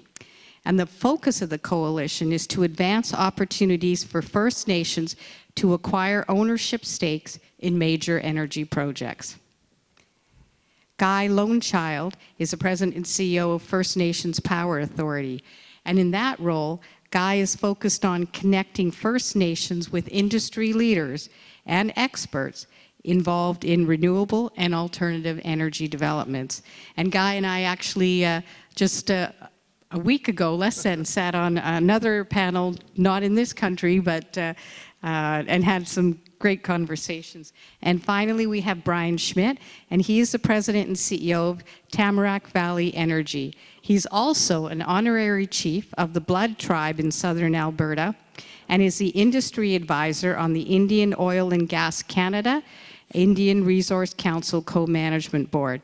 And he's worked to establish partnerships with First Nations communities on a range of oil and gas projects. So I think this is a huge opportunity for us to learn and benefit from the experience of this very, very qualified panel. So for the first question that we would like to spend a bit of time talking about. So I've already touched on the fact that we've got net zero objectives, 2035 for electricity. And we also talked about the fact that there is a need to build, and some may say rebuild, trust, and create mutually beneficial relationships. And these relationships need to be with our partners, the First Nations, the Indigenous, the Inuit, the Métis. This will be critical. So what I would like each of you to give some thought to and share your perspectives on is two things. Why are the relationships more important now than ever before? And you may disagree with that statement, and then that would also be a fair perspective. And then secondly, particularly for everybody here in this room, what we really want to hear from you is, in terms of these relationships, what advice do you have for us? What do you want us to know and understand and take away from this conversation today? So, you know what, we'll start with you first, Tabitha. Sure, thank you. Ani, Tabitha Digicos, Nipissing and Digitaba. Hi everyone, it's a pleasure to be here. Pleasure to be here with my friends as well. So a few things. I think there's two things that we're always thinking about in a corporation about moving forward, and one is risk and one is benefit. And I think, you kind of preempted would I disagree with that? I think these relationships have been important forever. It's just the point now that corporations and industry are waking up to understand that they're important. But I think in some cases, as you're looking as your business case and your business plan, you might be thinking, what's the risk here? And I think partially, if we don't find relationships and build partnerships with Indigenous communities, we are not going to be building infrastructure in this country. And we're not going to be moving forward on growing the country to be a leader. And that includes, all renewable energy, but specifically as we look at transmission and projects that cross a number of different territories. But I think there's also this aspect of what's the benefit of us working with Indigenous communities. And that benefit about understanding traditional knowledge, about making a relationship and building a relationship with a community long before there's a project even in place, provides a portion of project certainty that you can't get otherwise. And if we think about investors, particularly across Canada, but even outside Canada, that are looking at newsreels and looking what's in the media, they're worried. They're worried about investing in projects because what they see in media is these Indigenous communities that are opposing projects. But the truth is, and definitely Guy and Jesse, and we can all speak to, the communities are not opposed to development. They really want to learn and be part of economic development in this country. It's just about building that relationship. And those relationships need to be built long before there's a project opportunity. So I think if I think about advice, we need to ensure that we build a runway, an established runway. So if we're thinking about a project or a need, if I think just about electricity, if I think, and a good example is Northwestern Ontario. Right now, I'm not sure if there's anyone here from Hydro One, but credible announcement yesterday with a partnership with Hydro One. In my previous career, we were doing long-term energy planning in Ontario and meeting with communities across the province. And at that time, meeting in Northwestern Ontario saying there's going to be a need here in 5 to 10 years. So communities understood there was going to be a need. They had an opportunity to think, do we want to solve that need with transmission or generation? How can we be part of this potential growth? And started having those conversations with Hydro One. That need is going to be solved by transmission, and yesterday Hydro One announced a partnership with 7 First Nation communities in Northwestern Ontario to build that expansion of that transmission line.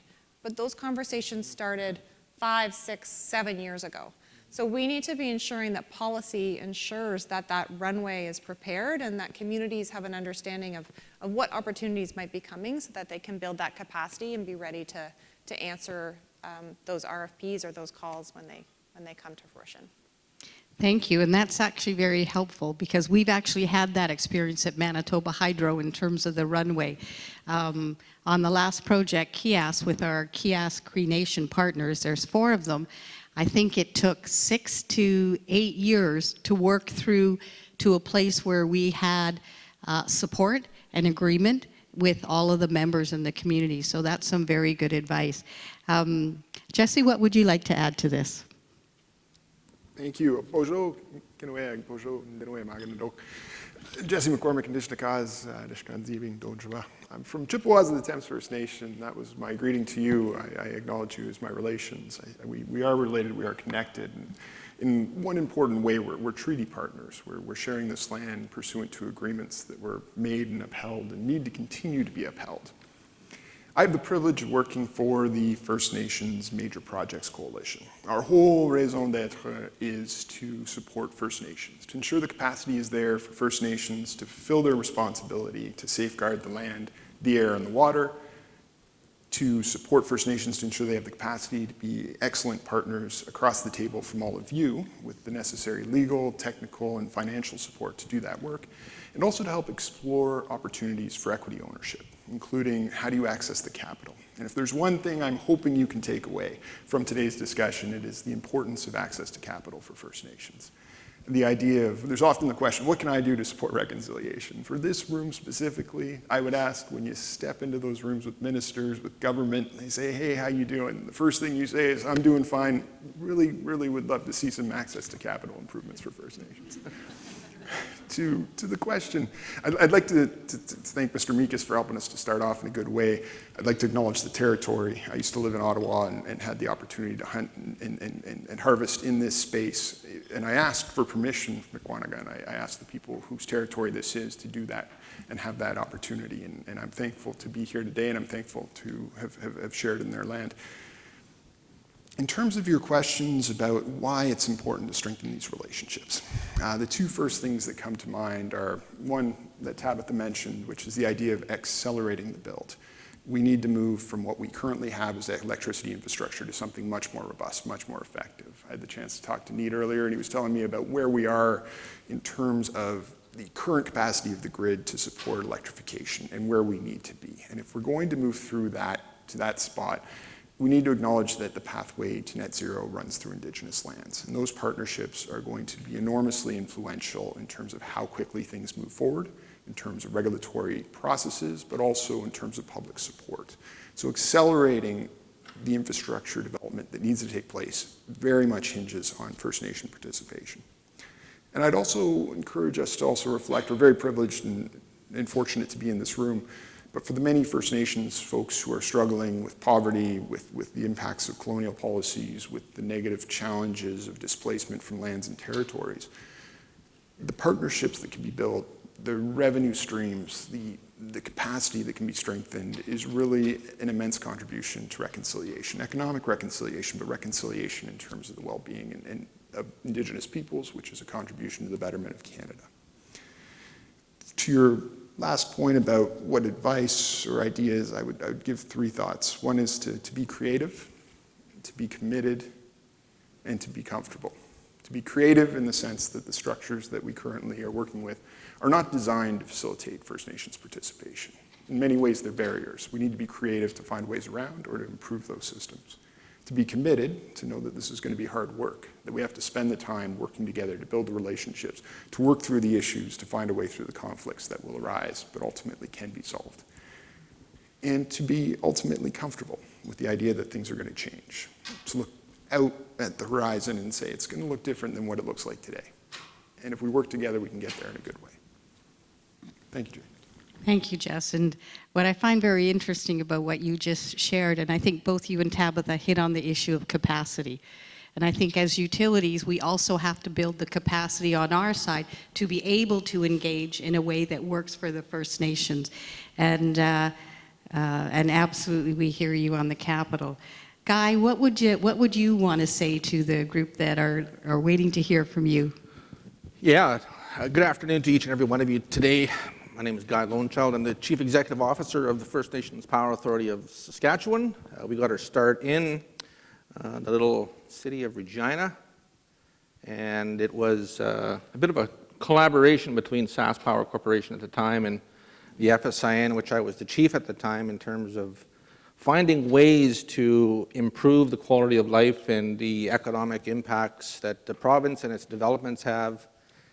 Lo and behold, we came up with a solution. One of them was just happened to be power generation and opportunities for long-term benefits. And I see the future one where we have to involve First Nations people, free, prior, informed consent. What we see in the province of British Columbia in terms of the Tahltan central government reaching an agreement with the province of BC to implement a consent-based mechanism for joint decision-making on mining development, to reopen mines, gold and silver mines. And I think that's really the path forward, because for too long we've actually segregated First Nations people from the developments in Canada, and we see a future and a trend and actual legal frameworks being developed by provincial governments and national governments in British Columbia, and of course now most recently with the Government of Canada.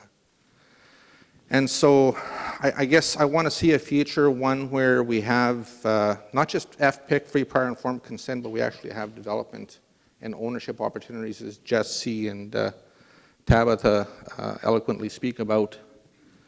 And for us at FNPA, we're interested in Indigenous-led and design procurement processes so that we're not being left behind where the developer dominates the conversation around who gets to develop, who gets to build, who gets to own, operate, and maintain renewable energy assets. So I think the future is all about co-ownership opportunities, joint venture opportunities, whether we're talking about small modular reactor technology or other types of zero-emitting infrastructure. And I think that's where the emphasis is, at least from our membership base, it is. And I think that there's an ongoing conversation about what are the equity models that actually make sense and how to best de-risk that for not just the Indigenous community, but even public utilities. We see small public utilities really struggling with the balance sheet these days because of an aging infrastructure, and replacement of that aging infrastructure is important. So a stronger federal role to ensure there's Indigenous participation and ownership in those energy assets. Thank you, Guy, and I think we hear you about the role for the Indigenous to play in this. Brian, what would you like to add that your colleagues haven't shared yet?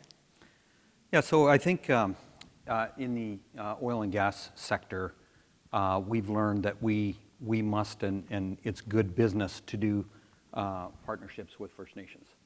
And you know, it wasn't always the way. We used to be able to do our projects and go forward and maybe offer some consultation, but it's not that way now. I mean, you have reconciliation, economic reconciliation, and you have more exertion on treaty rights.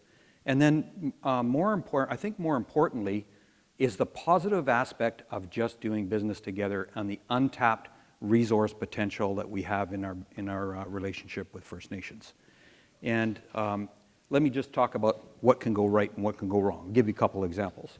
Many in the room are probably aware of Blueberry, where the cumulative effects on treaty impact were challenged in court, and it's shut down every sector in a large territory in BC.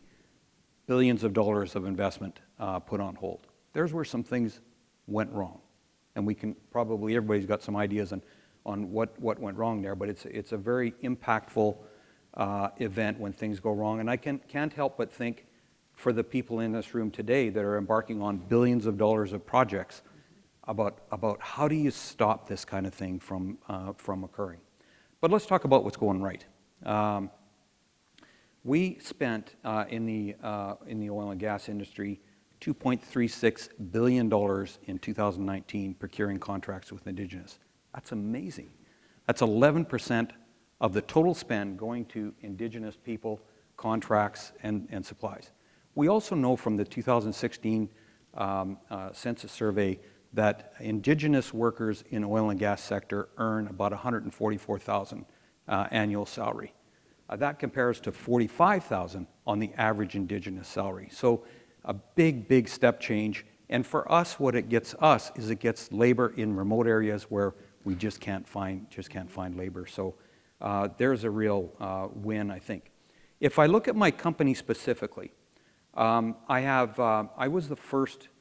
we were the first oil and gas producer to get a sustainable bond. That sustainable bond took 3 qualifications. Number 1 is my GHG intensity and making meaningful reductions and measurements in that. Number 2 is asset retirement obligations, making sure I spend 150% of regulated amounts.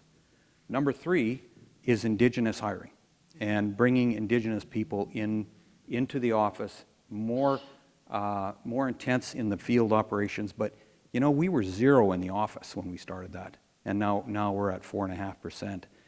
And I would say that some advice here, I'm going to jump to advice here on a few other things, but I would say my advice is, how do you, by bringing Indigenous people into your office and allowing them to participate in meaningful ways where they can showcase the culture, it's really made a difference in the way my whole organization looks at Indigenous people.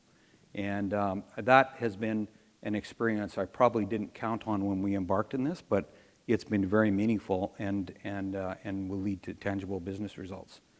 if I look on the rules or advice, you know, start before you have a project. And a lot of Indigenous communities don't know how to receive a multi-billion-dollar project and how to make decisions. So get that piece started before you even have a project on the table. And some work we're doing with coastal First Nations, where we've taken 6 coastal First Nations, and they're just that close to signing a major agreement amongst themselves about how revenues should be shared, and if a big project came into their territory, how would we distribute that? And that's been the biggest obstacle when we do major projects and jump the gun first, is that the communities, some gets this, some get that, and there's not a proper sharing arrangements or the proper discussion.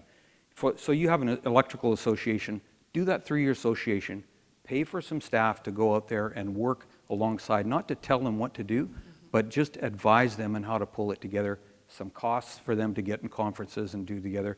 That's really important. The second I would say is respect the chief to chief, because the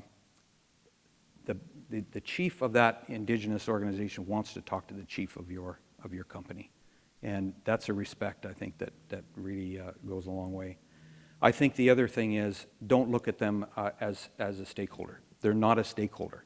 They have the traditional rights that other stakeholders, community, and we tend in organizations to put that in the same basket. It's not, and it's almost like, when you think about it, it's almost like an insult to be treated like a normal stakeholder, like a community where you got to build a rink. That's not what this is about. It's much more in depth than that. I think starting your own internal cultural awareness programs and endorsing that, get out into the field, I think are really, really important. Thank you. Thank you, Brian. You raised some very valid points, and particularly something that is near and dear to my heart, which is, rather than calling our Indigenous partners stakeholders, I believe the language we should be using is right holders, because they have rights that we're asking, that we will infringe upon, because we're disturbing the land, we're disturbing the water, we're impacting their territories. At Manitoba Hydro, within Manitoba, 18% of the population is Indigenous. And as Manitoba Hydro, we've got about 5,400 employees. And across our entire organization, we have a minimum of 18% Indigenous that self-identify. But what I'm most proud of is 2 other things. In the north, where we have our major generating station, 40% of our employees are Indigenous. So we're employing them where they're close to their homes and their communities, rather than them coming to where coming into other communities that aren't their homes. When we were building Kiosk, we very much focused on, as you were saying, some of the relationships with the economic value. So Kiosk came in at $8.2 billion. Of that $8.2 billion, over $1 billion of the spend was what we call in the Indigenous content, direct negotiated joint venture contracts, education, training, employment, community benefits. All of those components made up over $1 billion of the 8. So 1/8 of the dollars directly supported our 4 partners who we were having an impact on. So let's move to the next question now, which is linked to the one we just spoke about. And it's about, I think each of you touched on it, partnership models. And I think, Jess, I'll ask you to go first, because you identified we need to rethink what these models look like. And there's equity models, there's like a whole range of structures, and we need to be creative. So I'm curious about 2 things. When you think about partnership, what does that mean to you? What does it include? And perhaps more broadly, what does it mean for the Indigenous communities? Because that's where the partnership needs to be understood. And then secondly, your thoughts on the existing partnership arrangements that you've seen and what you think might need to be different in the future. So we'll let you go first, Jess, because you were already on that path. Thank you. A few thoughts on that, and building off some of the things my colleagues have said up here. I think it all starts from respect. It starts from respect in a way that's distinct from other groups within Canadian society, this distinction between rights holders and stakeholders. What does it mean to work with Indigenous partners across the table? It means respecting Indigenous rights. It means respecting their community's obligations or duties within a cultural sense to protect the land, the air, the water. It means working in a way that empowers their participation in the project's development and in sharing the benefits that may arise from a project. We often favor equity partnerships as a model. It offers the benefit of three different types of alignment. One is the alignment in terms of the desire for the project to move forward. If the First Nation is satisfied that this project is a positive thing, that it's not going to have undue negative impacts on the environment or cultural values, it's something they can support, and they're going to see an economic benefit that's going to help out their community, you're looking at a situation where you've got an alignment in project desire. And that type of alignment can be very powerful in what we mentioned earlier, accelerating the infrastructure build. There's also the alignment of the corporation or the partner with the Indigenous values, the opportunity to bring Indigenous values, a worldview, an idea about how things should be done into the corporate context that might not otherwise be there if you don't have strong representation from Indigenous peoples inside your workforce. And on the other hand, there's also the alignment of bringing the Indigenous community's capacity to a place where you can work effectively with the partnering business, the ability to move at the pace of business, to have the capacity and technical expertise, to make the decisions and work through the challenges that come with the development of a project. So those different types of alignment really work well with an equity model. Again, it comes back to access to capital. It's this ability of First Nations not only to secure the commitment of the partner to create the space for them to be an equity partner, but the ability to find the capital to take advantage of that. And there's a lot of different sources. You see things like the Aboriginal Indigenous Opportunities Corporation providing a backstop. There's resource revenue sharing discussions taking place with NRCan as part of Minister Wilkinson's mandate letter. And then you've also got private equity. And the private equity space is an interesting one because often you're not looking at a direct equity investment for the private equity provider. You're looking at something akin to equity. You're looking at something structured similarly to provide similar benefits, but the First Nation would hold the equity. And that can create some really interesting discussions, particularly around the fact that First Nations, lacking access to capital in many instances, don't have the spreadsheet, the balance sheet opportunity to pull from their own resources, and are often looking at non-recourse capital because you can't put at risk the school or the administration or the ability to put the roads up on the reserve. So how do you find that money?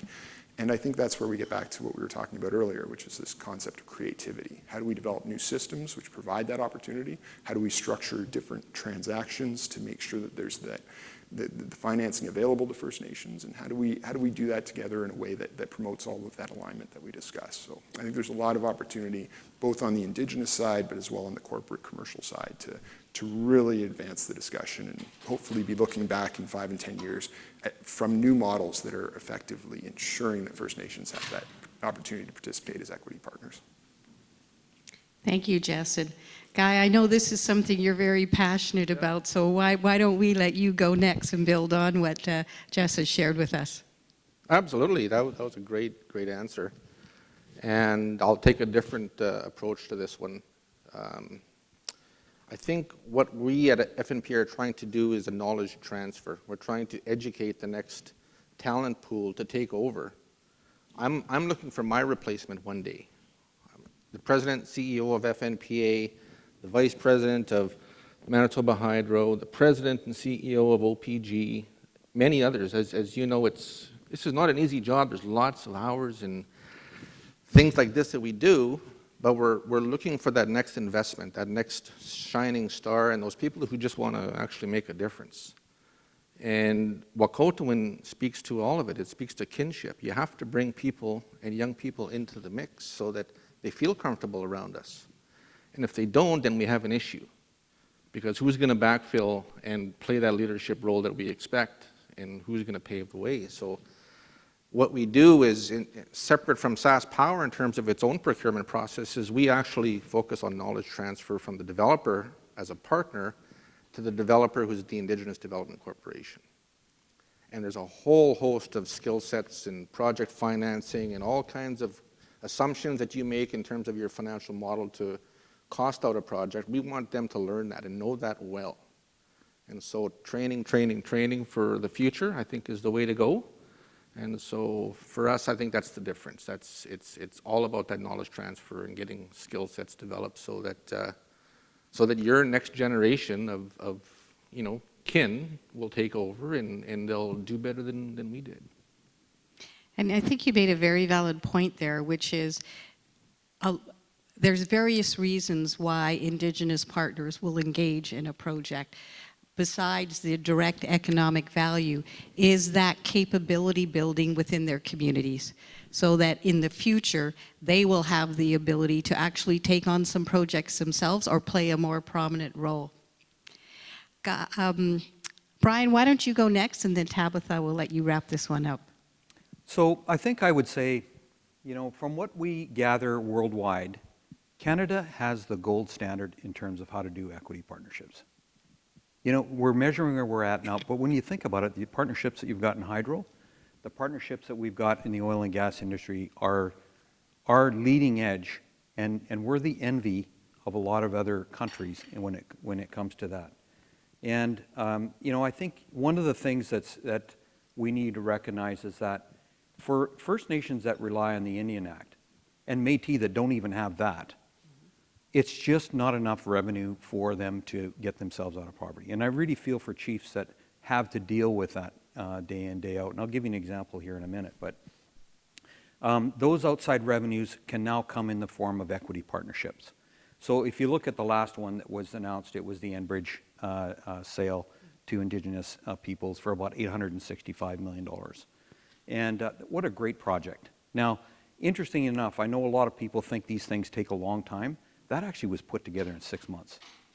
It's an existing capital project. And I think you and Hydro probably need to think about that. Are there existing projects where you can roll those into equity partnerships with First Nations that are ongoing right now? And I would encourage that thing.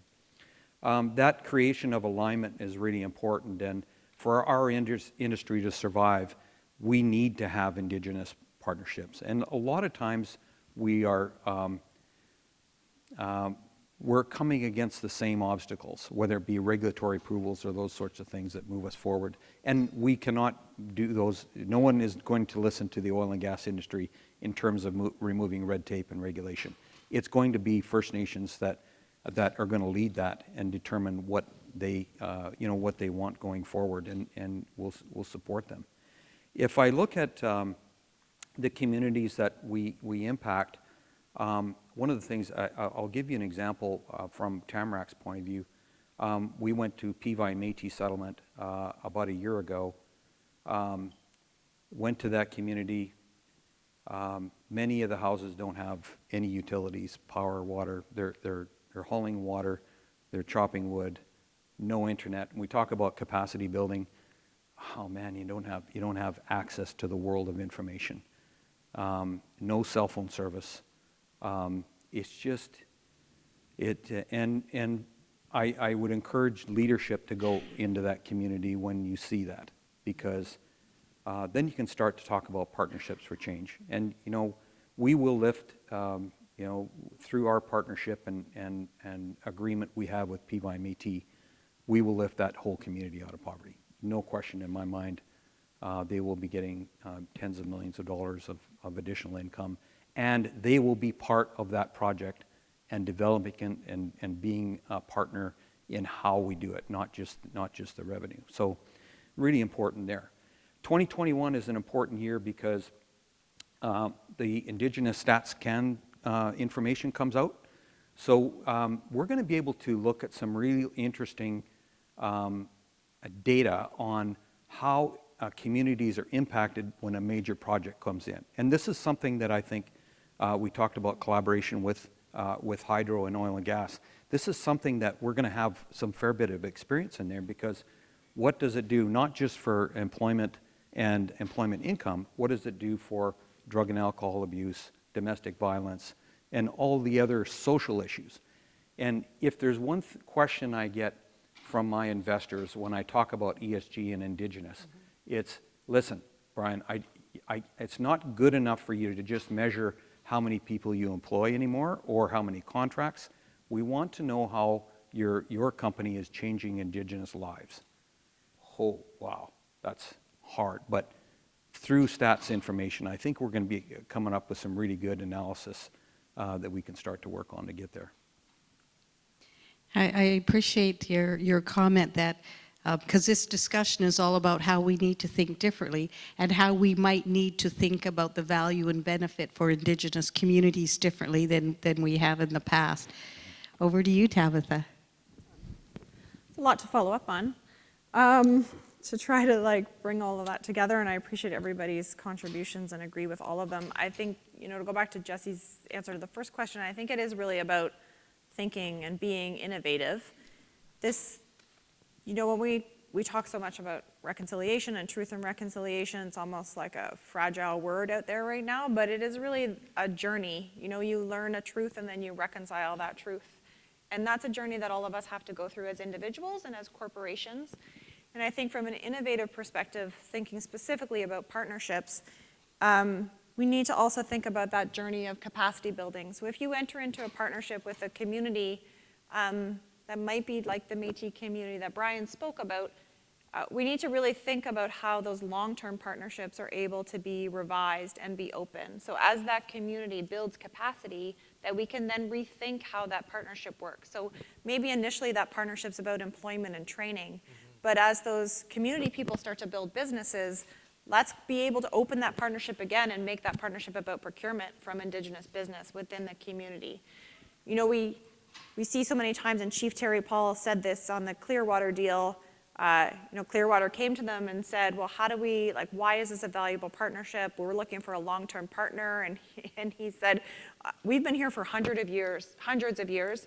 We're not going anywhere. You're not going to find a more long-term partner than if you partner with us as a community. We're not going anywhere. And for so many Indigenous communities, that is what we are doing. This is a long-term partnership because we're committed to be stewards of the land that we are on and committed to ensure that that project is there. But with them, we need to be able to ensure that that long-term partnership, maybe it's 20 years, has opportunities to open and relook at it as the community builds capacity and as we can think about innovative ways to change that partnership along the way. And I think also I would think a bit about some partnerships that we've seen that are really incredible, and this speaks to that, like how can we find creative capital?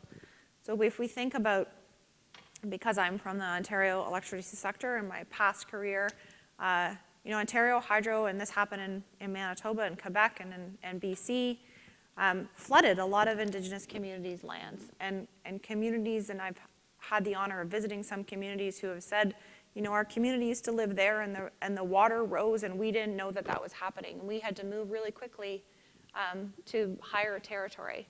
And we saw our graveyards be flooded. We saw our ancestors floating down the river with no notice. And Ontario Hydro and many other utilities have gone through processes of reconciling that with communities. And part of that has been in some communities, so KZA, which is Gull Bay First Nation, a remote community who has been reliant on diesel generation, built a partnership out of reconciliation with Ontario Power Generation to build a solar power battery-supported facility, and without them having to put any equity. And the end result is that they're going to own that project. So that's another innovative way of us thinking about how can we get to partnerships with getting that capacity and equity into the community. And then I'll just speak a little bit to Brian's point about investors.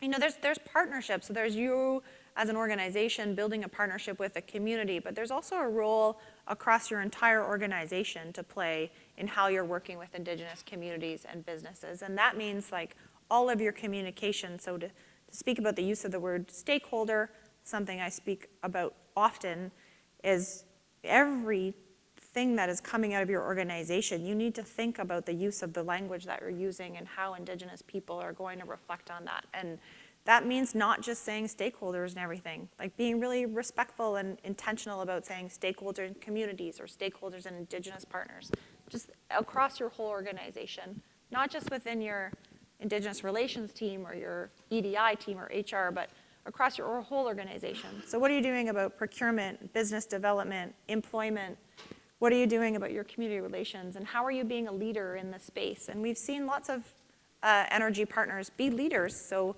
not just them making commitments to procure from Indigenous business, but ensuring that their Tier 2 and Tier 3 are also making the same commitments to procure from Indigenous business. And more recently, similarly to what Brian said, we've had investors come and say, how do I know that I'm investing in a company that's doing good work with Indigenous business?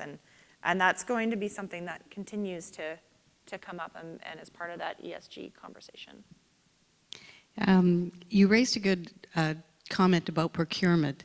And when I talk about our performance as we currently measure it from a procurement perspective, one of the things we did was we all have procurement policies and want to be transparent, and you go to the market and the like, but we allowed leaders to not go to market and directly negotiate with the partners and the Indigenous communities. And that is how we were able to increase materially the Indigenous content and work with them.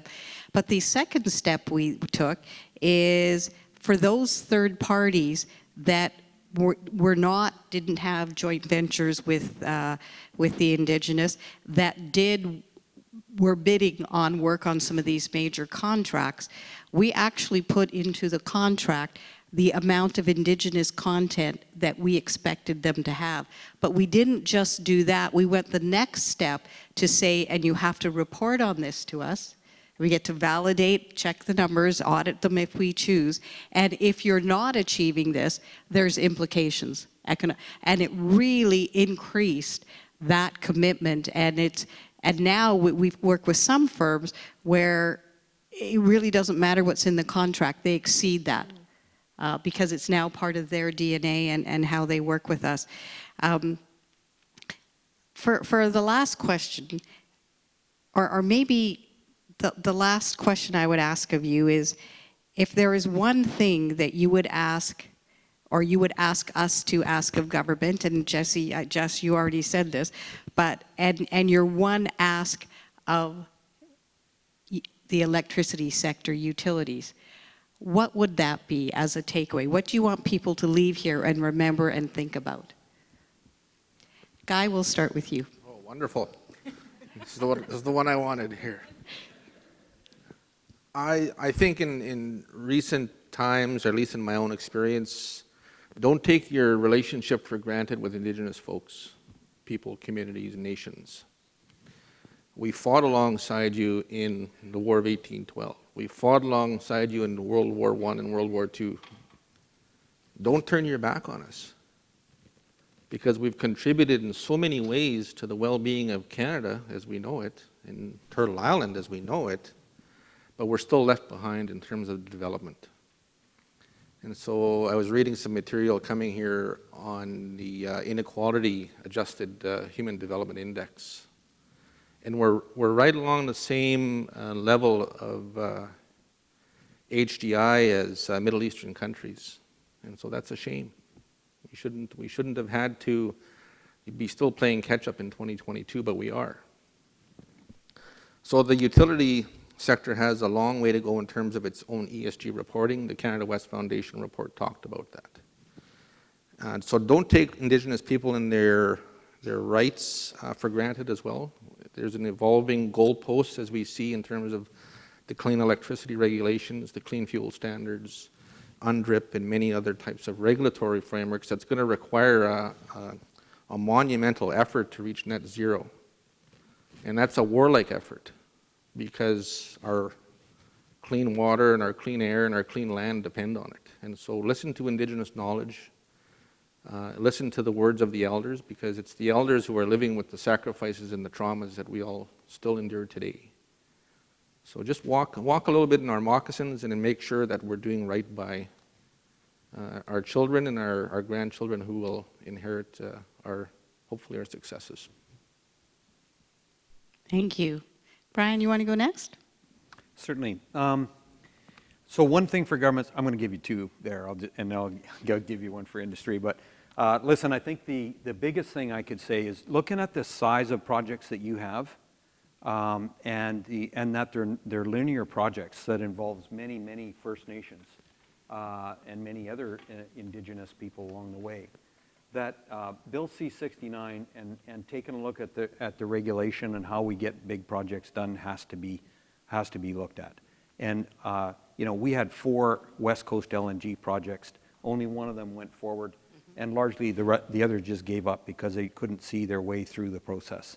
And let me just explain how that's impacting some First Nations, because on the work that I'm volunteering with the coastal First Nations, 6 nations that I referred to the agreement, they used to be able to say, listen, in my territory, I can grant you certainty, business certainty, that if you sign an agreement with me, I'll get it executed.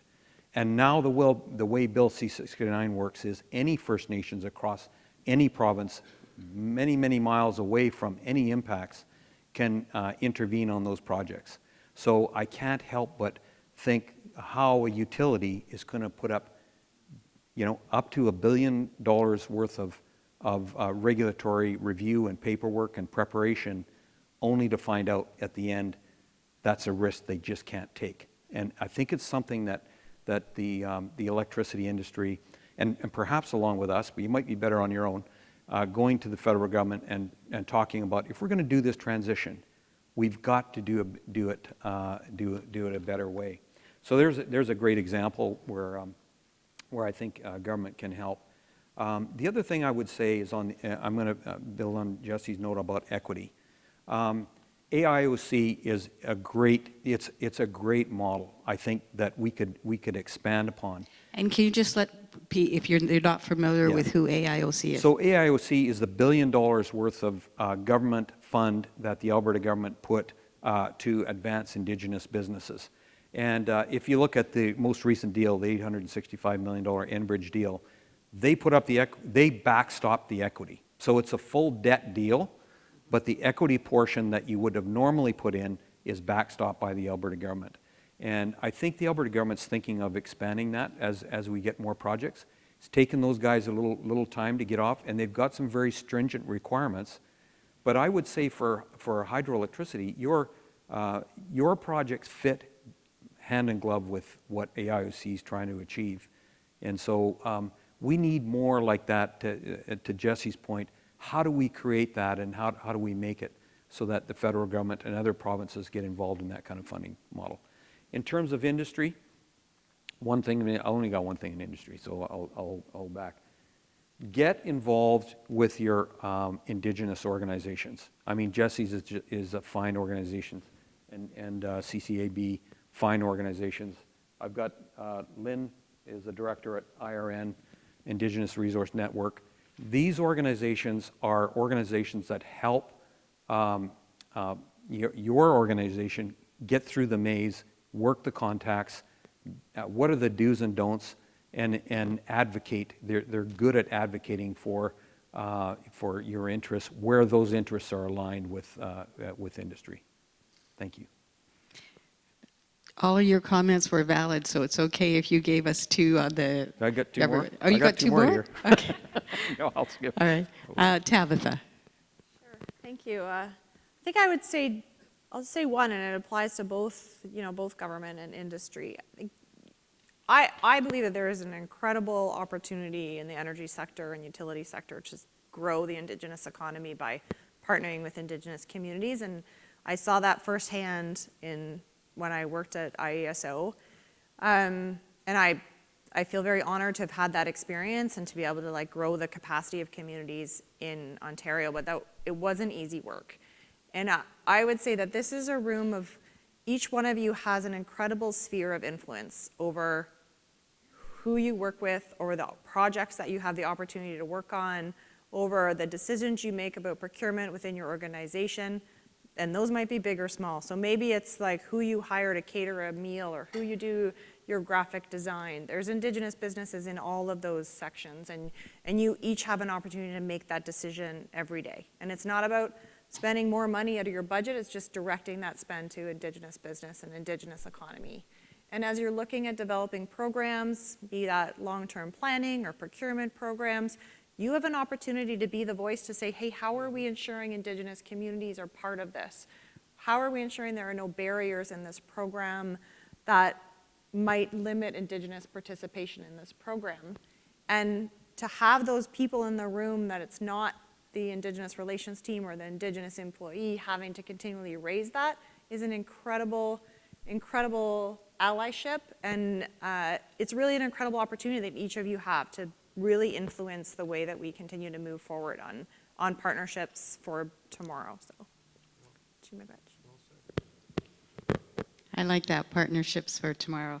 So Jess, is there anything that you haven't heard that you'd like to add? Thank you, Jay. A few things. One is to build off what Brian was saying, and to ask all of you to reflect on what the impact of poverty and scarcity of resources are in a community. And I'll make an admission, which is I spend far too much time listening to two very excellent podcasts. One is the Hurley Burley. We've got the mighty David Hurley coming up on stage soon, as well as the Curse of Politics. And David recently had Nigan Sinclair on as a guest on the Hurley Burley. And Nigan really articulated well the impacts of scarcity, what it does to intra-community dynamics, conflicts, politics, capacity inhibiting opportunities. The money that Brian's company is going to bring into the communities he discussed is enormous in its ability not only to provide the necessities of life, but also to improve the capacity and governance of those communities. So think about that. In terms of the question of what you can ask government, I'm going to take two because I already said one, which is access to capital. Text your favorite minister, send Justin Trudeau a letter, say First Nations need access to capital. Without that, we're not going to see as much movement on the acceleration of the build necessary to achieve electrification in Canada. The number two, and I was the Director of Policy and Indigenous Relations for the Honourable Catherine McKenna. She brought me in after hearing me speak on the Declaration on the Rights of Indigenous Peoples, and my role was to support her in the development of the Impact Assessment Act, notably to restore the lost safeguards that were taken away by the preceding government and to try and do that in an effective way. And I worked with our Chief of Staff, Marlo Reynolds, and Marlo and I discussed one time, what does a win look like on this file? And it was everyone's a little bit upset, but not too upset. And that's Indigenous, that's industry, that's provinces and territories. And in the experience I have now with the First Nations Major Projects Coalition, I do agree with Brian. I think there are opportunities to examine both how the Impact Assessment Act and its regulations are being implemented, as well as potentially changes. There were 186 amendments to that piece of legislation before it received royal assent. And what could that look like? It could actually mean tailoring the tailored impact assessment guidelines. It may mean creating new off-ramps or opportunities to accelerate project processes where you have First Nations support. I think as well, thinking about what can we do to achieve the goals of the early planning process, the 180 days, in less than 180 days? And what could that mean for accelerating infrastructure development in Canada? I think we always have to be open to that discussion. And I think we're also in an interesting time. For those of you who are as active on Twitter and interested in what's going on in the political realm here in Ottawa, you'll see that Pierre Poilievre, the leader of the opposition, today met with many Indigenous leaders around economic development. The conversation is developing. Politically, I think it's going to be an issue coming into the next section. I'm hoping that we will see a lot of action from the opposition in terms of promoting that discussion, and that's also going to bring the discussion from the government. And ultimately, we're going to have a lot of focus on Indigenous economic development in the years to come, and there's a real opportunity to grasp that. And to you, I think my request is to think about Indigenous partners not necessarily as a risk to be managed, because that's often been the case, looking at Indigenous partners saying, this is a risk to my project. I'm not going to be able to build what I want to do in a timely way because of the potential risk that these folks present. But think of Indigenous partners as potential providers of capital, human capital, financial capital, access to natural capital, the intellectual capital that will help the projects get built. If we can think about the partnership not as a risk management, but as an enhancement, I think we'll go a long way. That was very well said, Della. I love how you framed it, that it's different forms of capital. One of the things that we've done is, and it's only an example, but it's an example of looking at it as a partnership and recognizing the impact that you had, is that on the kiosk project, as we were building and reaching certain milestones, we had our partners telling us, what recognition, what traditional ceremony, what should take place to honor and recognize the impact on the water and on the land. And for those of us that had the opportunity to participate, it's very spiritual, it's very moving. It really helps you get grounded in the impact that we are having.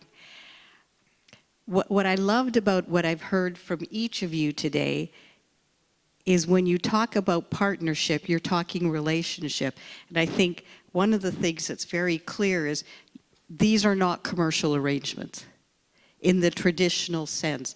These are arrangements that extend much beyond that. And I think we need to think about the different paradigms. I think the other thing I was hearing is that by engaging early, you will understand what needs to be true for the Indigenous partners to support the project. And there is not one size fits all, and I think that's where we need to spend a lot of time and energy. I'm not sure how much time we have left. If we have time for one question. Is there one question? I'm sure there's many questions, but we have time for one, and I think right over there on the right. Hi, Vanessa Hartwick from 1Password. Thank you for the amazing panel. That was extremely insightful. One of my questions is really around when we look at the energy sector and Indigenous relations, what does success look like in the partnerships? What are some key elements that show that this has been successful, that make both sides very happy with the relationship? Brian, do you want to go first on that? Yeah, I think there's a number of performance indicators that you would look for. And one of the advices that I didn't mention is you can't assume that your agreement with chief and council it necessarily means public endorsement in the community that you're operating. And so you have to look at those two separate. So I would say one element you might look for is how accepted are you when you go out to the community? Is it just chief and council that's showing you around, or have you reached in to the community and made that successful? One of the things that we did with the Guy and I is we actually, I'm not a film producer, but we actually made films and got young actors, and we tried to put elders together with young people so that they could build their culture, because every First Nations is faced with, I might be losing my culture by doing the projects that we're doing, and how do we build that? So if you go on my website, Tamarack website, there's a bunch of films there and they're movies. We made a big deal of it, and we had a red carpet in Calgary and got everybody in. And I think the real rewarding thing too was my staff going to the First Nation and actually doing this together, and a great benefit. So I think one success factor is looking for that, endorsement. Look, are they inviting you to cultural events? To what level? And for me, listen, I'm an honorary chief. That's one of the greatest honors that I've had in my life, is being welcomed in the community. I was an honorary member first for about 3-4 years, and then I became an honorary chief after. And that ceremony took about 8 hours to go through, and I've got an appointment with my holy man here in another couple weeks. I meet him once a year, and I get guidance from him. So, I think that's a very meaningful piece, and not that everybody has to do that to be successful. The point I'm trying to make here is immersion into the community is really key. Showing that you care, asking about their young people. Do your young people have student jobs they can come in? Can they come into our office and do that? Will that help them? How do we set up scholarship programs? How do we do? And you know what? This doesn't take, it's not rocket science. It just takes effort. But these things are things that we just take for granted. And yet they're big, big things here for some of these communities. Thank you. Tabitha, is there anything you wanted to add? I think more broadly, I would say success is when we see every Indigenous community partnered on an energy project in Canada, and partnered in a way that revenue can be reinvested back into the community or in other projects moving forward. And we've seen that. We've seen where remote communities were partnered on projects, maybe not in their territory, but were able to use that revenue to build solar projects within their community. And we're moving towards that, but we need to get to a place where we're managing prosperity versus continuing to try to climb out of poverty. And I think there's enough projects in this country that we can see that come to fruition. Jess? I think about it from a community perspective. My father worked in First Nations politics, and I got to be around some of that and play in the fountains when I was a kid at the conferences and things. And I recall one very specific instance standing out on the steps of Parliament with my father and a few other Indigenous leaders. There were maybe 5, 6 of us. And it was raining and it was cold. And I remember my dad didn't bring a jacket, so I gave him mine. So I was raining and I was cold. And the experience of the disempowerment that comes from not being part of the power, that not being part of the decision making, whether it's with industry or with government, it's an incredible barrier to reconciliation to what this country could be. And for me, success looks like a leader being able to go back into their community, industry not necessarily in the room, government not necessarily in the room, and sit down with those community members and explain what's happening, and the community members not only being accepting of that, but supportive and excited. Prior to my job with government and working with the First Nations Major Projects Coalition, I was legal counsel on a lot of major infrastructure. I was legal counsel on Northern Gateway and TMX and Energy East and Site C, and spent a lot of time working for First Nations and being in those rooms. And one of the most tragic things is when you get to an instance where the First Nation is very concerned about the impacts of a project. And the advice you're providing is that despite your concerns, you're not going to be in a position to influence this project. You're not going to be able to affect how it is built. And I think there's a great power in embracing free, prior, and informed consent, recognizing that no means no, because it's the only way to a true yes. And looking for that opportunity, for that chief, for that leader, for that community member to walk into their discussions and walk out smiling, ready for a handshake to say, we're ready to go forward with this project. It's going to benefit us. It's not going to compromise our values, and we're going to look forward to being a partner with you. Guy, you've got the last word. Well, how do you build on what's already been said? There's been so much good information provided, and just an honor to share the stage with these lovely folks. But success to me looks like restoring the jurisdiction, restoring the decision-making, sharing the decision-making with Indigenous communities. We're home to one of the largest companies that actually employ First Nations people in the country, over 1,300 people, 1,400 people. And that was based upon a First Nation exerting its jurisdiction over a specific industry. And so if we can find mechanisms and ways where provincial governments and federal governments can empower Indigenous communities to take this net zero challenge and this clean energy future under its own auspices and its own authorities, the First Nations Power Authority will help to develop, I think, the path forward for that. It's about distributed energy. It's about the democratization of energy. It's about energy choices, making sure that the future of young people actually, they're listened to. So the success into the future is about putting the future in the hands of the young people. And I think that's a recipe for success. If our elders see that happening and they're happy, then we get the blessing from those elders to proceed with developing and fulfilling those partnerships and make good on those partnerships and actually, as Tabitha says, innovate. And so I know that there's some opportunities with the federal government as well, and I'll just make a plug for the work we're doing with Environment and Climate Change Canada.